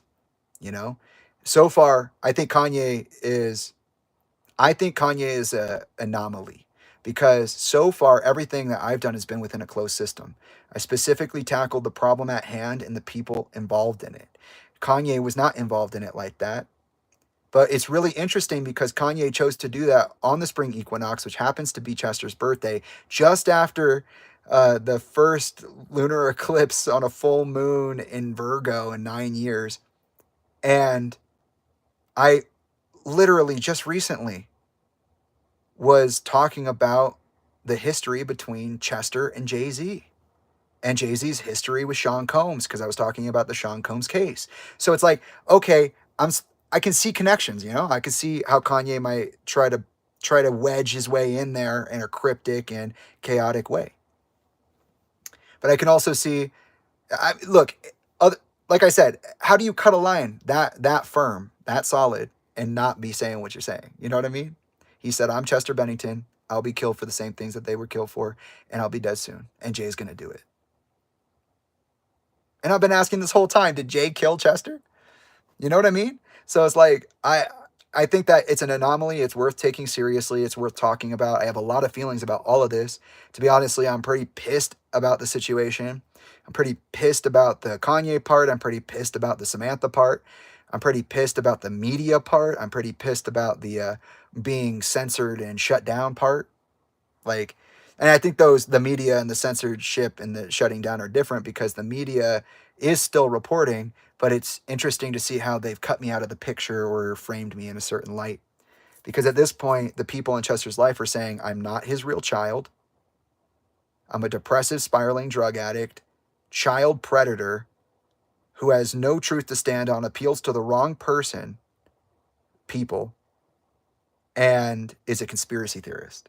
That's literally what people are saying about me when it comes to the media and the people in Chester's life. And none of that is true. None of it. We're going into year 3 here. Yeah, this is the 3rd year right now. And I think that's really important to acknowledge. I am on my 3rd round. I started this with the birthday post 320. In the light of the rising sun, find this darkness holding me tightly. Facts. So, all right, we talked about a lot today. And I appreciate your patience and your interaction. And I probably won't do another thing like this for a while, because I'm still processing the archive. I'm still working. But thank you all for being here at whatever time you happen to be here. And I hope that you have a good evening. I'm going to go take a breather. I can smell Jude cooking pancakes. I want pancakes. That sounds good. But if I'm not careful, I might end up like Jaden Smith and just have a pancake disease.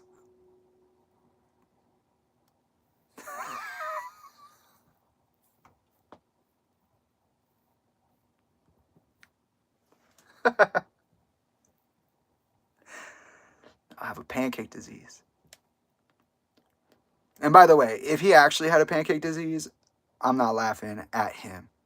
It's just the way it sounds. Pancake disease. It's pretty funny. All right. And by the way, if anybody here is watching who's spying on me and you're like checking me out or whatever, can you just fucking stop and just like reach out? Like, for real. I know people watch me. I know some of who they're going to be, but like, stop fucking around. Reach out. Stop being a baby about it. And yeah, I'm being mean right now. Stop being a fucking pussy about it. Reach out. Let me know you see me. I'm talking about like, oh, you know what? Hold up. That's right. Okay, intuition was leading me somewhere. Spirit was like, just keep going that way. Yeah. Oh, I got something for you. Yeah. You want one more weird ass fucking piece to this puzzle? You want one more weird ass piece to this puzzle? Some of you will remember, some of you won't know. There was an account who would show up in these conversations called As It Is. They changed their name once, maybe twice. And they would say, Jamie's not telling the truth.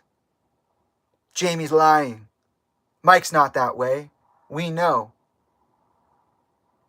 It's like, we aren't legally allowed to talk to Jamie. But if they ever want to reach out, they can say something. It's like, well, I'm not allowed to legally talk to you, so why would I reach out? Who are you? Yeah? I have not heard a single thing from As It Is since I did my Talinda Bennington Let's Talk, and I think that shit sus as fuck. Was there something going on in court that I wasn't a part of? Going on behind the scenes while I was being silenced? That's the real question. Because that person said there was a legal order that said they were not allowed to talk to me. And I never got that order. The only person who ever had a legal restriction on me was Talinda, and it was rooted entirely in false pretenses. I did not do what they said I did. I proved it multiple times. And I find that fascinating. Why is it that since I told the truth again, that person disappeared? They said they knew me. They said they were my family. Where the fuck are you As It Is? Don't you have an apology for me? Don't you want to tell me who you are? Don't you want to inform me about that legal situation, which I had no knowledge about? I mean, feel free. Feel free. Anyways, that's the last thing I got to say. I think that covers everything, and there's nothing else to talk about. All right, a nice little bonus round. Okay, I'm actually leaving. Thank you for your interaction. I'll see you later.